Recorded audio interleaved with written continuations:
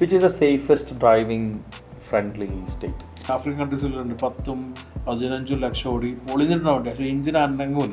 മറ്റുള്ള എല്ലാ ബ്രാൻഡുകളും ഔട്ടാക്കിയിട്ട് അത് it's not good. It's not ഇനി ഹെൽത്തി ആയിരിക്കില്ല. അപ്പം പണ്ടൊരു വണ്ടി ഉണ്ടാക്കിയിരുന്നത് ബിൽഡ് ടു ലാസ്റ്റ് എന്നാ പറയുക. ഇന്ന് ബിൽഡ് ടു കോസ്റ്റ് എന്ന് പറയും. ഫോമുല 1 കാർ അത് പോയി ഇടിക്കുമ്പോണ്ടാവുന്ന G-ഫോഴ്സ് ഇറ്റ്സ് വെരി ഹൈ. നമ്മുടെ നാട്ടിലുള്ള നമ്മുടെ സുഹൃത്തുക്കളും ബന്ധുക്കളും എല്ലാം ജാപ്പനീസ് വണ്ടികളും കൊറിയൻ വണ്ടികളും വാങ്ങുന്നത് നിർത്തി ചൈനീസ് വണ്ടികൾ വാങ്ങാൻ തീരുമാനിക്കുമ്പോൾ അഭിപ്രായം ചോദിക്കാൻ തുടങ്ങിയത് നമുക്ക് അറിയുന്നില്ല. അപ്പോൾ ഞാനൊന്ന് റീതിങ്ക് ചെയ്തു. So who will be the most beneficiaries? ഒരു കാലത്ത് ഒപ്പേക് കൺട്രീസ് ആയിരുന്നു ഓട്ടോമൊബൈലിനെ കൺട്രോൾ ചെയ്തത്. അത് കോസ്റ്റ് 10 കൊല്ലമല്ലേ വാറണ്ടി കൊടുക്കുന്നത്. അതിൻ്റെ ഇടയ്ക്ക് കേടായാലും പോട്ടെ, യൂസ് ആൻഡ് ത്രോ എന്നുള്ള മതി എന്ന് ചിന്തിക്കുന്ന രീതിയിൽ കാർ ലൈഫിലേക്ക് ആൾക്കാർ മാറി. ഒരു സമയം കഴിഞ്ഞപ്പോൾ ഞാൻ ശ്രദ്ധിക്കുമ്പോൾ ഭയങ്കര മാനേർഡ് ആയിട്ടുള്ള ഡ്രൈവിംഗ് ആണ്. അപ്പോൾ നമ്മളൊരു ബ്ലോക്ക് കുടുങ്ങി ഒരാളും ഓവർടേക്ക് ചെയ്ത് പോകുന്നില്ല. ഡൽഹിയിൽ നിന്ന് കാർ എടുത്താൽ ഭയങ്കര പൈസ കുറവാണ്. പ്രബുദ്ധ കേരളം എന്ന് വെറുതെ പറയുന്ന അല്ലേ? കേരളത്തിൽ എന്താ പറയുക, ട്രാഫിക്കിന്റെ കാര്യത്തിൽ അത്ര പ്രബുദ്ധത നേടിയിട്ടില്ല. അത് കുറച്ച് കെയർലെസ് ആണ്. ഹായ് എവരിവൺ, എല്ലാവർക്കും നമസ്കാരം. മില്ലനറി കാരിയറുടെ പുതിയ ഒരു പോഡ്കാസ്റ്റിലേക്ക് എല്ലാവർക്കും സ്വാഗതം. ഇന്ന് ഒരു ഗംഭീര ഗസ്റ്റിനുമായിട്ടാണ് നമ്മൾ വന്നിട്ടുള്ളത്. നാഷണലി റെക്കഗ്നൈസ്ഡ് ആയിട്ടുള്ള ഒരാളാണ്. ഫ്ലൈ വീൽസിൻ്റെ ചീഫ് എഡിറ്ററാണ്. ഓട്ടോമൊബൈൽ ഇൻഡസ്ട്രിയിൽ പുതിയ കാറുകളെ പറ്റി നമുക്ക് അറിയണമെന്നുണ്ടെങ്കിൽ ഇദ്ദേഹത്തിൻ്റെ ചാനലായിരിക്കും നിങ്ങളെല്ലാവരും നോക്കുന്നുണ്ടാവുകയെന്ന് എനിക്കറിയാം. ഞാൻ അങ്ങനെയാണ് ചെയ്യുന്നത്. ഞാനൊരു ഇദ്ദേഹത്തിൻ്റെ ഫോളോവറുമാണ്. അപ്പോൾ വളരെ സന്തോഷം. ഹാനി മുസ്തഫ വിത്ത് അസ്. നമസ്കാരം സർ. അടിപൊളിയാണ് നിങ്ങളുടെ പ്രോഗ്രാംസുകൾ. നിങ്ങളുടെ വീഡിയോസുകളൊക്കെ കാണുമ്പോൾ ഒരു ഹോളിവുഡ് ടച്ച് ഉണ്ട്. ലൈക്ക് ഒരു ഇന്റർനാഷണൽ ഒരു വൈബ് നമുക്ക് കിട്ടുന്നുണ്ട്. സന്തോഷം. ഞാനൊരു ദിവസം ഇങ്ങനെ കമ്പാരിസന് വേണ്ടി പറയുകയാണെങ്കിൽ ഒരു ഇതുപോലെ തന്നെ ഒരു മീഡിയ ആളിനെ കണ്ടിരുന്നു, ഈ ഓട്ടോമൊബൈൽ. ആള് ആ വണ്ടിയുടെ ലോഗോ എന്നാ പറഞ്ഞത്, ബാഡ്ജ് എന്ന് പോലും പറഞ്ഞില്ല. വണ്ടിയുടെ ലോഗോ അവിടെ ഉണ്ട് എന്നൊക്കെയാണ് പറഞ്ഞത്. പക്ഷെ താങ്കളുടെ വീഡിയോസ് കാണുമ്പോൾ അതിനകത്ത് ആ കറക്റ്റ് പേരുകളും കറക്റ്റ് ആ ടേംസുകളാണ് നിങ്ങൾ ഉപയോഗിക്കുന്നത്. എത്ര വർഷമായി ഈ ഫീൽഡിൽ? ഞാൻ തുടങ്ങിയത് ഫ്രീലാൻസ് ചെയ്തിട്ടാണ്. അത് പഠിക്കുന്ന സമയത്ത് തന്നെ താല്പര്യം കൊണ്ട് എഴുതി തുടങ്ങിയത്. അത് 2003-ലായിരുന്നു. ഞാനന്ന് ബാംഗ്ലൂർ പഠിക്കുന്ന സമയത്താണ് ഫസ്റ്റ് പ്രിന്റ് ചെയ്ത് വന്നത്. അങ്ങനെ നോക്കുകയാണെങ്കിൽ 22 years ആയി. Oh fine. അപ്പം അന്നത്തെ തൊട്ടുള്ള വണ്ടികളെ പറ്റിയിട്ട് ചോദിച്ചാൽ അറിയും. കുറച്ച് മുമ്പത്ത് പറയാൻ പറ്റും. ഓക്കെ. പക്ഷേ ഇതൊരു ഒറ്റയാൾ പട്ടാളാണെന്ന് തോന്നുന്നു അല്ലേ? ഇത് അധികം ആളുകളില്ലാത്തൊരു മേഖലയാണെന്ന് തോന്നുന്നു. അല്ല, അന്ന് അധികം ആളുണ്ടായിരുന്നില്ല. അല്ല, അതായത് 21 വർഷം അല്ലെങ്കിൽ 22 വർഷം മുമ്പ് ഉണ്ടായിരുന്നു. കുറച്ച് പേരുണ്ടായിരുന്നു. നമ്മളെ പത്രത്തിൽ നമ്മുടെ നാട്ടിലൊക്കെ ഉണ്ടായിരുന്നു. ശരിക്കും നമ്മുടെ നാട്ടിൽ നിന്ന് വന്നുള്ള ഫസ്റ്റ് ഒരാൾ ബിജോയ് കുമാർ നാഷണൽ ലെവലിൽ അന്ന് BS മോട്ടോറിംഗ് മാഗസിൻ തുടങ്ങിയത്. പിന്നെ മനോരമയുടെ Santhosh George fast track column, പിന്നെ ബൈജൻ നായർ, മാതൃഭൂമിയിൽ എഴുതി, അങ്ങനെ എല്ലാ ആൾക്കാരും ചെയ്തു. എൻ്റെ ഫ്രണ്ട് വിവേക് ഉണ്ടായിരുന്നു. അവനും എന്നെ പോലെ തന്നെ പഠിക്കുന്ന സമയത്ത് എഴുതിയിട്ടുണ്ട്. അപ്പോൾ കുറച്ച് ആളുകളുണ്ട് ഒറ്റപ്പെട്ടിട്ട്. പക്ഷെ ഒരു വ്യാപകമായിട്ട് ഇന്നത്തെ പോലെ അത്രയും സ്കോപ്പ് ഉണ്ടായിരുന്നില്ല. അത്ര ഒരു കരിയർ ആയിട്ട് എടുക്കാൻ ആളുകൾ കരിയർ എന്ന് പറഞ്ഞാൽ അധികം പേരും അതിലുണ്ടായിരുന്നു. അതെല്ലാം തന്നെ journalist and become an automotive journalist ആണ്. കോളം ആയിട്ടുണ്ടല്ലോ ചിലപ്പോൾ പത്രത്തിലുണ്ടാവും. ഈ ഭാഗം അവരായിരിക്കും ഹാൻഡിൽ ചെയ്യുന്നുണ്ടാവും. ഞാനാണെങ്കിൽ തുടക്കത്തിൽ ഫുള്ളി ഇതിലായിരുന്നില്ല. എൻ്റെ ഫ്രീലാൻസ് ടൈമിലാണ് ചെയ്ത്. വിവേക് ആണെങ്കിൽ അങ്ങനെ ചെയ്തു. പക്ഷെ ഇന്നിപ്പോൾ അതല്ല, ഇതൊരു പ്രൊഫഷൻ തന്നെ ആക്കി എടുക്കാനുള്ള സ്കോപ്പ് ഉണ്ട്. മീഡിയാസിലെ ഓപ്പർച്യൂണിറ്റി നാഷണലി അന്ന് ഉണ്ടായിരുന്നു. പക്ഷേ ഇപ്പം കേരളത്തിൽ നിന്നാണെങ്കിലും ഒരുപാട് ആൾക്കാർ ഇത് തന്നെ ലൈഫായിട്ട് കൊണ്ടുപോകുന്നവരുണ്ട്. അല്ല, ഇന്നിപ്പോൾ ചെറിയ കുട്ടികൾ വരെ റിവ്യൂ ഇടാൻ തുടങ്ങി വണ്ടികളെ പറ്റിയിട്ടും കാര്യങ്ങളൊക്കെ. ഞാൻ എൻ്റെ അച്ഛന് ചെറിയൊരു ഷോപ്പ് ഉണ്ടായിരുന്നു. അപ്പം ഞാൻ അവിടെ ഇങ്ങനെ ഇടയ്ക്ക് ഹെൽപ്പ് ചെയ്യാനൊക്കെ പോകും. അപ്പോൾ അവിടെ ഇങ്ങനെ നിൽക്കുന്ന സമയത്ത് 6ാം ക്ലാസ്സിൽ 5ാം ക്ലാസ് പഠിക്കുന്ന കുട്ടികളാണ്. ഒരു BM വരുന്നത്. ആ BM വരാണ്ടപ്പോൾ ഞാൻ പറഞ്ഞു, എടാ BM വരുന്നതെന്ന് പറഞ്ഞു ഒരാൾ. അപ്പോൾ കൂടെ നിൽക്കണ പയ്യൻ പറഞ്ഞു, അത് 3 സീരീസ് ആണ്. ഇവന്റെ BM ഇല്ല, ഒന്നുമില്ല. പക്ഷെ അവൻ പറഞ്ഞത് അയാൾക്കൊരു 5 സീരീസ് എങ്കിലും എടുത്തുകൂടെ എന്നൊക്കെ പറഞ്ഞിട്ട്. അപ്പൊ കുട്ടികൾ വരെ ഒരു കാറിനെ കണ്ടാൽ ജഡ്ജ് ചെയ്ത് അതിന്റെ ഫീച്ചേഴ്സ് പറയലും അല്ലേ? അതെ, ഇന്നത്തെ കാലത്ത് കുട്ടികൾക്ക് അതിനുള്ള ഒരുപാട് സ്കോപ്പും ഉണ്ട്. നമ്മള് ചെറുതാകുമ്പോ എനിക്ക് ഒരു മാഗസിൻ ഉപ്പ തിരുവനന്തപുരം പോകുന്ന സമയത്ത് കൊണ്ടുവരുന്ന മാഗസിൻ, പിന്നെ ചിലപ്പം ഈ പറഞ്ഞ യാത്ര ചെയ്യുമ്പോൾ സ്റ്റേഷനിൽ ഉണ്ടാവും. നമ്മളിവിടെ കോഴിക്കോടുള്ള പഴയ ബുക്ക് വെക്കുന്ന സ്റ്റോറുണ്ട്. അവിടെ പോയിട്ട് തപ്പിയിട്ട് പഴയ ബുക്ക് വാങ്ങുക. ഓട്ടോ ഡ്രൈവ് എന്നൊക്കെ പറഞ്ഞിട്ടുള്ള പഴയ ബുക്കുകൾ ചിലത് പുറത്തുനിന്നല്ല വന്ന. അങ്ങനെ നിൽക്കുമ്പോൾ ഇത്രയും താല്പര്യം ഉണ്ടാകുമ്പോൾ ഇപ്പൊ എനിക്ക് സബ്സ്ക്രൈബ് ചെയ്തു. അങ്ങനെയുള്ള ബുക്കായിരുന്നു ആദ്യം കിട്ടിയിരുന്നത്. ഇന്നിപ്പോ എല്ലാം വേറെ തുമ്പത്ത് ഇൻഫർമേഷൻ ഉണ്ടാകുമ്പോൾ കുട്ടികൾക്ക് പഠിക്കാൻ എളുപ്പമാണ്. വണ്ടികൾ ഒരുപാട് ചുറ്റുപാടുണ്ട്. അപ്പൊ ആൾക്ക് കാണാനും എല്ലാം സാഹചര്യങ്ങളുണ്ട്. അപ്പൊ അങ്ങനെയുള്ള സ്കോപ്പ് ഉണ്ട്. പണ്ട് നമ്മളെ നാട്ടിൽ കോഴിക്കോടിനൊരു ഗുണമുണ്ടായിരുന്നു. കോഴിക്കോട് മലപ്പുറം ഭാഗത്തിൽ ഒരുപാട് കാറുകൾ ഇമ്പോർട്ടഡ് കാറുകൾ വരുന്നുണ്ട്. അത് ചില ഡോക്ടറെ വണ്ടി അങ്ങനെയുള്ള എല്ലാം നമുക്ക് കാരണം തന്നെ അവിടെ പോയിട്ട് വായ നോക്കലായിരുന്നു ചെറുപ്പത്തിലെ പരിപാടി. വണ്ടികൾ വായി നോക്കുക. അതെ അതെ അതെ അതെ, വണ്ടികൾ കാണുമ്പോൾ അല്ല അതിപ്പോഴും കൗതുകല്ലേ, നമ്മൾ ഒരു നല്ലൊരു വണ്ടി പോകുമ്പോൾ ആരായാലും ഒന്ന് നോക്കുക. ഇത്രയും കാലത്തെ ഒരു എക്സ്പീരിയൻസിൽ സ്ട്രെയിറ്റ് ചോദ്യമാണ്, which is your favourite car? ഭയങ്കര ഡിഫിക്കൽട്ട് ആയിട്ടുള്ള ഒരു ക്വസ്റ്റ്യൻ. ഒരു റിയൽ എന്തൂസിയാസിന് ഒരു ആൻസർ പറയാനുണ്ടാവില്ല. പക്ഷെ സീറോ ഡൗൺ ചെയ്യാൻ ബുദ്ധിമുട്ട്, കാരണം പല ആസ്പെക്ടിലും പലതായിരിക്കും. പക്ഷെ ഇതൊരുപാട് ചോദിക്കുന്ന ചോദ്യം കൊണ്ട് തന്നെ ഞാൻ എപ്പോഴും സേഫ് ആയിട്ട് ഒരു ആൻസർ കണ്ടെത്തിയിട്ടുണ്ട്. അതെന്താ വെച്ചാല്, ഒന്ന് ഒരു വണ്ടിയുണ്ട് G-Wagon എന്ന് പറഞ്ഞ മെർസിഡീസ്. അത് പണ്ട് മുതൽ തന്നെ ഒരു ഹൈലൈറ്റഡ് വെഹിക്കിൾ ആണ്. അന്ന് റയർ ആയിരുന്നു. എനിക്ക് ഭയങ്കര ഇഷ്ടമുള്ളൊരു വണ്ടിയായിരുന്നു. അപ്പം ഞാൻ എൻ്റെ ചെറുപ്പത്തിലൊരു സഞ്ജയ് എന്ന് നമ്മളെ ഫ്രണ്ട് ഉണ്ട്. അപ്പം നമ്മളെന്താ ഒരു ചെറിയൊരു ബെറ്റ്, ആ ചെറിയ പ്രായത്തിൽ നമ്മളെല്ലാം ആരാണ് ഫസ്റ്റ് G-Wagon വാങ്ങുമെന്നുള്ള ബെറ്റല്ലേ. എന്ത് ദൈവം സഹായിച്ച് എനിക്കൊന്ന് വാങ്ങാൻ പറ്റുന്നതുകൊണ്ട്, എൻ്റെ അടുത്ത് ഉള്ളത് കൊണ്ട് ഞാൻ G-Wagon സേഫ് ആയിട്ട് പറയും. പക്ഷെ അത് മാത്രമല്ല കേട്ടോ, എനിക്ക് പഴയ വണ്ടികൾ ഭയങ്കര ഇഷ്ടമുള്ളവരുണ്ട്. പഴയ ക്ലാസിക് കാർസ് ഇഷ്ടമുള്ളുണ്ട്. എനിക്ക് സത്യം പറഞ്ഞാൽ വലിയ ട്രക്സ് ആണ് ഏറ്റവും ഇഷ്ടം. എനിക്ക് വലിയ ഹെവി ട്രക്സ്, ഈ ലൈക്ക് കാരവൻ മോഡലാണോ അതോ അതുമല്ല, എനിക്ക് proper real heavy moving trucks ഉണ്ടല്ലോ, പ്രൈം മൂവേഴ്സ്, വലിയ വലിയ കൺസൈൻമെന്റ്സ്, ഈ ജനറേറ്റേഴ്സ്, അങ്ങനത്തെ മൂവിങ് 250 ടൺ കപ്പാസിറ്റി, അങ്ങനത്തെ ട്രക്സ് എന്താ പറയുക ഭയങ്കര ഫാസിനേഷൻ.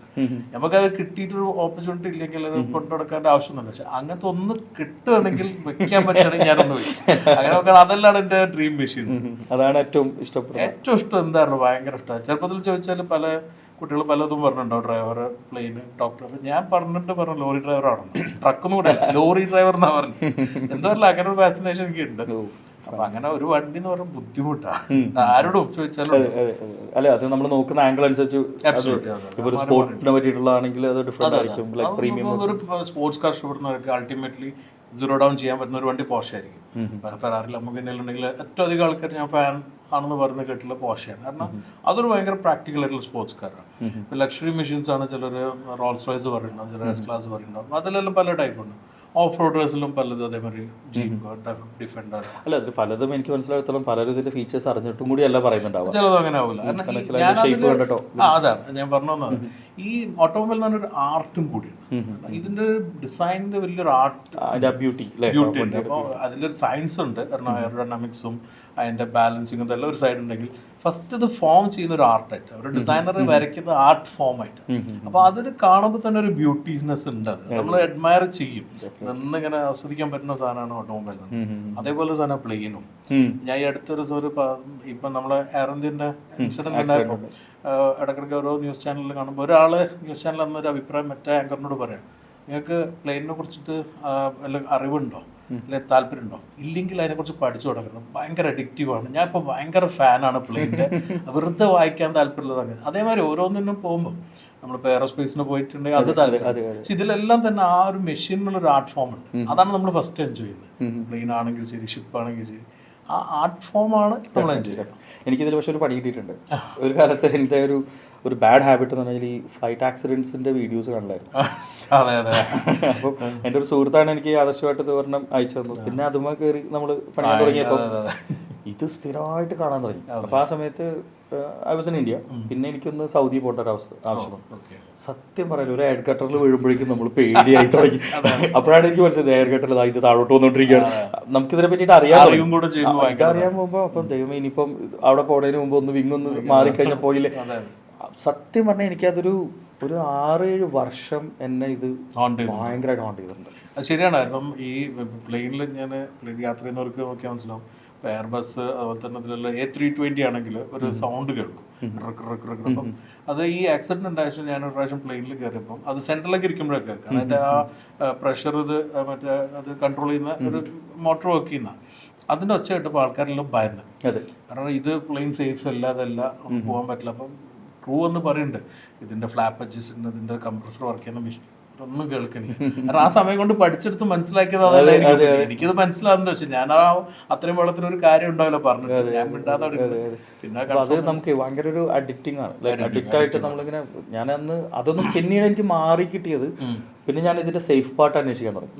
അപ്പോഴാണ് മനസ്സിലായത് ലോകത്തെ ഏറ്റവും സേഫ് ആയിട്ടുള്ള ഒരു മോഡ് ഓഫ് ട്രാവലിംഗ് ആണ്. അതൊക്കെ മനസ്സിലാക്കി വന്നതിന് ശേഷമാണ് പിന്നെ എനിക്കൊന്ന് ഇപ്പൊ ശരിയാണ്. ഭയങ്കര ഇൻഫർമേഷൻ ഓവർലോഡ് ചെയ്യുന്നത് നല്ലതല്ല. നമുക്ക് ആവശ്യമുള്ള നമ്മളൊരു സ്വഭാവം വെച്ച് നമുക്ക് എന്തെങ്കിലും താല്പര്യം തോന്നി നമ്മൾ അതിന്റെ എക്സ്റ്റെൻഡ് അതിനുള്ള സാഹചര്യം ഞാനിങ്ങനെ ആലോചിച്ചു എന്തിനാണ് ഞാൻ ഈ ആക്സിഡന്റിന്റെ വീഡിയോ ഇത്ര നേരത്തെ കണ്ടില്ല. ഒരാവശ്യമില്ലാത്ത നമുക്ക് ഐ കാൻ എൻജോയ് ഇറ്റ്. എനിക്ക് അതിനൊരു പ്ലഷർ കിട്ടുന്നില്ല, എനിക്കതൊരാൾക്ക് അതിന്നൊരു മെസ്സേജ് കൺവേ ചെയ്യാൻ പറ്റുന്നില്ല. ആകെ നമുക്ക് കോഷ്യസ് ആവാൻ പറ്റും. നമ്മളിത് ഭയങ്കരമായിട്ട് ഫ്ലാപ്പ് പൊന്തുമ്പോൾ ഫ്ലാപ്പ് പൊന്തും. അതേ സമയത്ത് I can enjoy the journey. അതൊന്നും നോക്കാതെ ഞാനിത് ഇതെപ്പോ തകരുന്ന ആലോചിച്ചിട്ടാണ്. ഞാനിപ്പോൾ ഐ വാസ് ഇൻ യൂറോപ്പ് ഈ ലാസ്റ്റ് നവംബറിൽ. അപ്പം ഒരു 18 ദിവസം കൊണ്ട് ഞാൻ 13 കൺട്രീസ് ട്രാവൽ ചെയ്തു. സോളോ ട്രിപ്പായിരുന്നു. ഏതാണ്ട് 28 ഫ്ലൈറ്റ്സ് ഞാൻ കയറി.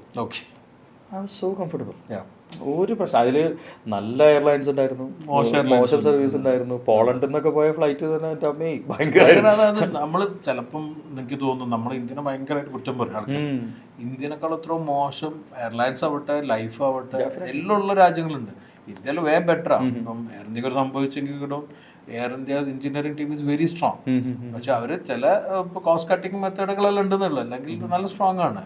ബസ് വെച്ച് നോക്കിയാൽ ഇന്ത്യ പറക്കുന്ന അത്രയും ഫ്ലൈറ്റ് വെച്ച് അത്ര ആക്സിഡൻസ് ഒന്നും ഇന്ത്യയിൽ ഉണ്ടായിട്ടില്ല. പക്ഷെ നമുക്കൊരു ഭയം കുടുങ്ങിപ്പോയി. പിന്നെ ബാക്കി സോഷ്യൽ മീഡിയയും മീഡിയാസും ഒക്കെ ഇന്നിപ്പോ അതും കൂടെ അതൊരു വലിയൊരു വിഷയം. എല്ലാവരും അഭിപ്രായം പറയാം. ഞാനതാ നേരത്തെ പറയാൻ പോകുന്നത്. അതായത് ഇപ്പം ആളുകളുടെ അഭിപ്രായം അന്ന് വന്ന സമയത്ത് എന്തൊക്കെ അഭിപ്രായങ്ങൾ ഉണ്ടായിരുന്നല്ലോ. ഈ പൈലറ്റിന് എന്താ ഡിപ്രഷൻ കുടുങ്ങിയിട്ട് അയാള് ആത്മഹത്യക്ക് ശ്രമിച്ചു. അതൊന്നും ഒരിക്കലും ചെയ്യാൻ പറ്റില്ല പൈലറ്റ്മാർക്ക്. കാരണം കൂടെ ഒരാളുണ്ട്, ടെക്നിക്കൽ എററോ എന്തോ ആണത്, അറിയില്ല എന്താ. പക്ഷെ ഈ പറഞ്ഞ കോൺസ്പിറസി തിയറീസ് കയറി ആളുകൾ പലതും ഡിസ്കസ് ചെയ്യും. കഴിയുന്നതും ആവശ്യമില്ലാത്ത സംസാരങ്ങൾ പബ്ലിക്കലി പറയാതിരിക്കും. അതൊരു പ്രാവശ്യം ഇവിടെ നമ്മുടെ എനിക്ക് തോന്നുന്നു കോയമ്പത്തൂർ LNT റൂട്ടിലാന്ന് തോന്നുന്നു, അവിടെ ഒരു ബൈക്ക് ആക്സിഡന്റ് നടന്നു. ഒരു സൂപ്പർ ബൈക്ക് ഒരു പയ്യൻ ഭയങ്കര ഫാസ്റ്റായിട്ട് വന്ന് ഇടിച്ചു, ആള് മരണപ്പെട്ടു. അപ്പൊ അതിന്റെ ചർച്ച നടക്കുന്ന ഒരു മീഡിയയുടെ ഒരു ഈ അന്തിച്ചർച്ച പോലുള്ള ഒരു ചർച്ച കണ്ടപ്പം അതിൽ പറയാണ്, ഇത്ര കിലോമീറ്റർ സ്പീഡിൽ പോയാൽ ഈ ബൈക്കിന്റെ ഹാൻഡിൽ ലോക്കാവും ഒബ്വിയസ്ലി. അപ്പൊ വേറൊരുത്തരം അവിടെ ഇരുന്നിട്ട് അങ്ങനെയുള്ള കമ്പനിയെ ബാൻ ചെയ്യണം, ഈ ഹാൻഡിൽ എന്തിനു ലോക്കാക്കണം, എന്താ നിങ്ങൾ അപ്പം അത് അതിന്റെ സിസ്റ്റമാണ്. ലൈക്ക് സൂപ്പർ ബൈക്കാണ്, സ്റ്റെബിലൈസിംഗ് സിസ്റ്റം. അപ്പൊ അത് പറയുന്ന സമയത്ത് അതിനെ പറ്റിയിട്ട് ഒരു ഐഡിയ ഇല്ലാത്ത ഒരാളാണ് അപ്പുറത്തിരുന്നിട്ട് പറയുന്നത്. ചർച്ച നടത്തരുതെന്നുള്ള എന്റെ അഭിപ്രായം. ഡിബേറ്റ് ലൈക്ക് ഒരാളെ തോൽപ്പിക്കാനുള്ള ഡിബേറ്റ് ആണെങ്കിൽ അത് കൺസ്ട്രക്റ്റീവ് അല്ല, ജയിക്കാൻ വേണ്ടിയിട്ടുള്ള സംസാരം നല്ല രീതിയിൽ സംസാരിക്കാം. അപ്പൊ ഈ വണ്ടിയെ പറ്റിയിട്ടോ ഇതിനെ പറ്റിയിട്ടോ ഒന്നും അറിയാതെ അവിടെ ഇരുന്നിട്ട് അതിൽ ഹാൻഡിൽ ലോക്ക് ആയതുകൊണ്ടാണ് ഒരു ജീവൻ പൊലിഞ്ഞു പോയില്ലേ എന്നൊക്കെ പറഞ്ഞു. പിന്നെ സെന്റിമെന്റ്സ് ആയി കാര്യങ്ങൾ. നമുക്ക് കം ടു അവർ ഇപ്പോൾ താങ്കളുടെ പ്രൊഫഷനിലേക്ക് വരികയാണെങ്കിൽ ഏത് വണ്ടി കണ്ടിട്ടാണ് വാവൊന്നും തോന്നിയിട്ടില്ല, ഭയങ്കരമായിട്ട് വാങ്ങണം എന്നോ അല്ലെങ്കിൽ കീപ്പ് ചെയ്യണമെന്നോ ഒന്നും അല്ല ഞാൻ പറയുന്നത്, അതിന്റെ ഫാസിലിറ്റീസ് അല്ലെങ്കിൽ അതിന്റെ കാര്യങ്ങളൊക്കെ കണ്ടിട്ട്? ഞാൻ ശരിക്കും പറഞ്ഞാൽ എൻ്റെ ഒരു ചെറിയ ഓർമ്മയിലാണ് അതെന്നാ ഈ ഒരു ട്രക്കിന്റെ കാര്യം ഞാൻ നേരത്തെ പറഞ്ഞു. ഞാൻ ഒരിക്കലും ഹൈദരാബാദിൽ പണ്ട് നമ്മളിവിടുന്ന് കോഴിക്കോട് നിന്ന് ഒരു കണ്ടക്ടൂറിൽ ആളുകളെ കൊണ്ടുവന്നൊരു യാത്രാമാനങ്ങളുണ്ട്. ഒരു ട്രിപ്പിൽ നമ്മൾ ബസ്സിൽ പോകണം. ഇവിടുന്ന് പലയിടത്തും നിർത്തി ഹൈദരാബാദ് വരെ ബസ്സിൽ പോകണം. അന്ന സമയം 2-3 ദിവസത്തിലുള്ള ട്രിപ്പാണ്. പോകുന്ന വഴിയിൽ ഞങ്ങളെല്ലാം കുട്ടികൾ, ഞാനും എൻ്റെ ഫ്രണ്ട് സഞ്ജയ്, നമ്മളെല്ലാം ക്യാബിലേ ഇരിക്കുള്ളൂ റോഡിങ്ങനെ കാണാൻ. അങ്ങനെ അങ്ങോട്ട് എത്തുമ്പോൾ വലിയ വലിയ ഹൈവേയിൽ നമ്മൾ എന്തോ വലിയൊരു ട്രക്കിൽ വലിയൊരു കൺസൈൻമെന്റ്, ഒരു അശോകിന്റെ ഹിപ്പോ എന്ന് പറഞ്ഞ പഴയ ട്രക്ക്. അന്ന് ഇവിടെ ഹെവി കൺസൈൻമെന്റ് ഇന്ത്യയിൽ ഉണ്ടായിരുന്ന ട്രക്ക് അതാണ്. ഹിപ്പോ എന്നല്ല പിന്നോട്ടോ മനസ്സിലാക്കി. ആ ട്രക്കിനെ കണ്ടപ്പോൾ അതിൽ ഈ പറഞ്ഞ വലിയ എന്തോ ഒരു കൺസൈൻമെന്റ് ഉണ്ട് എന്ന് എനിക്കറിയില്ല അതെന്താ. പക്ഷെ അന്നത്തെ വെച്ചോ വല്ല ജനറേറ്ററോ എന്തോ ആണ് പ്ലാന്റിലേക്ക് എത്തുന്നത്. അപ്പൊ അത് നമ്മൾ കാണുന്ന അന്നത്തെ കാലത്ത് ഓർമ്മ ഉണ്ടാവുമായിരിക്കും, പണ്ടെല്ലാം വലിയ മുളയാണ് ചെക്ക് പോസ്റ്റ് ആയിട്ട് വെക്കുക. മുള ഇന്നത്തെ കമ്പി തോന്നുന്നു വലിയ മുള. അപ്പൊ മുള വിട്ടിട്ട് അപ്പോൾ ഫുള്ള് വിടാൻ അവർക്ക് പറ്റുന്നില്ല. നമ്മളവിടെ ബ്ലോക്കിൽ നിൽക്കുക. പക്ഷെ ബസ് മുന്നിലുകൊണ്ട് കാണുന്ന കാഴ്ച ഈ മുള വിട്ടിട്ട് ഇത് വരുമ്പോൾ മുള അങ്ങനെ ഒടിഞ്ഞു പോകുന്നുണ്ട്. പക്ഷെ ഒന്നും ചെയ്യാനില്ല. ഈ ട്രക്ക് കൊണ്ട് വരുമ്പോൾ ആ റോഡ് കൊണ്ട് ശരിക്കും റോൾ ചെയ്തിട്ട് വരും. എനിക്കത് ഭയങ്കര ഒരു ഫീലായിരുന്നു. ആ ചെറിയ വന്ന് കാണുമ്പോഴുള്ള ലോഡിന്റെ ഇത്ര ഭാഗത്തെ ട്രക്കുള്ളൂ. അപ്പോൾ ഈ ഒരു ചെറിയ സാധനം ഇത്ര വലിയ ലോഡ് എടുക്കുന്നുണ്ട് എന്നുള്ള ആ ഫീലിൽ നിന്നാണ് ഈ ഹെവി വെഹിക്കിൾസിനോടുള്ള ഇഷ്ടം കൂടുതൽ. അപ്പം അന്ന് ആ കിട്ടിയ ഫീലാണ് ഞാനിപ്പം ഞാനിപ്പോൾ വേൾഡ് എക്സ്ക്ലൂസീവ് ആയിട്ടൊരു ട്രക്ക് ചെയ്തിരുന്നു.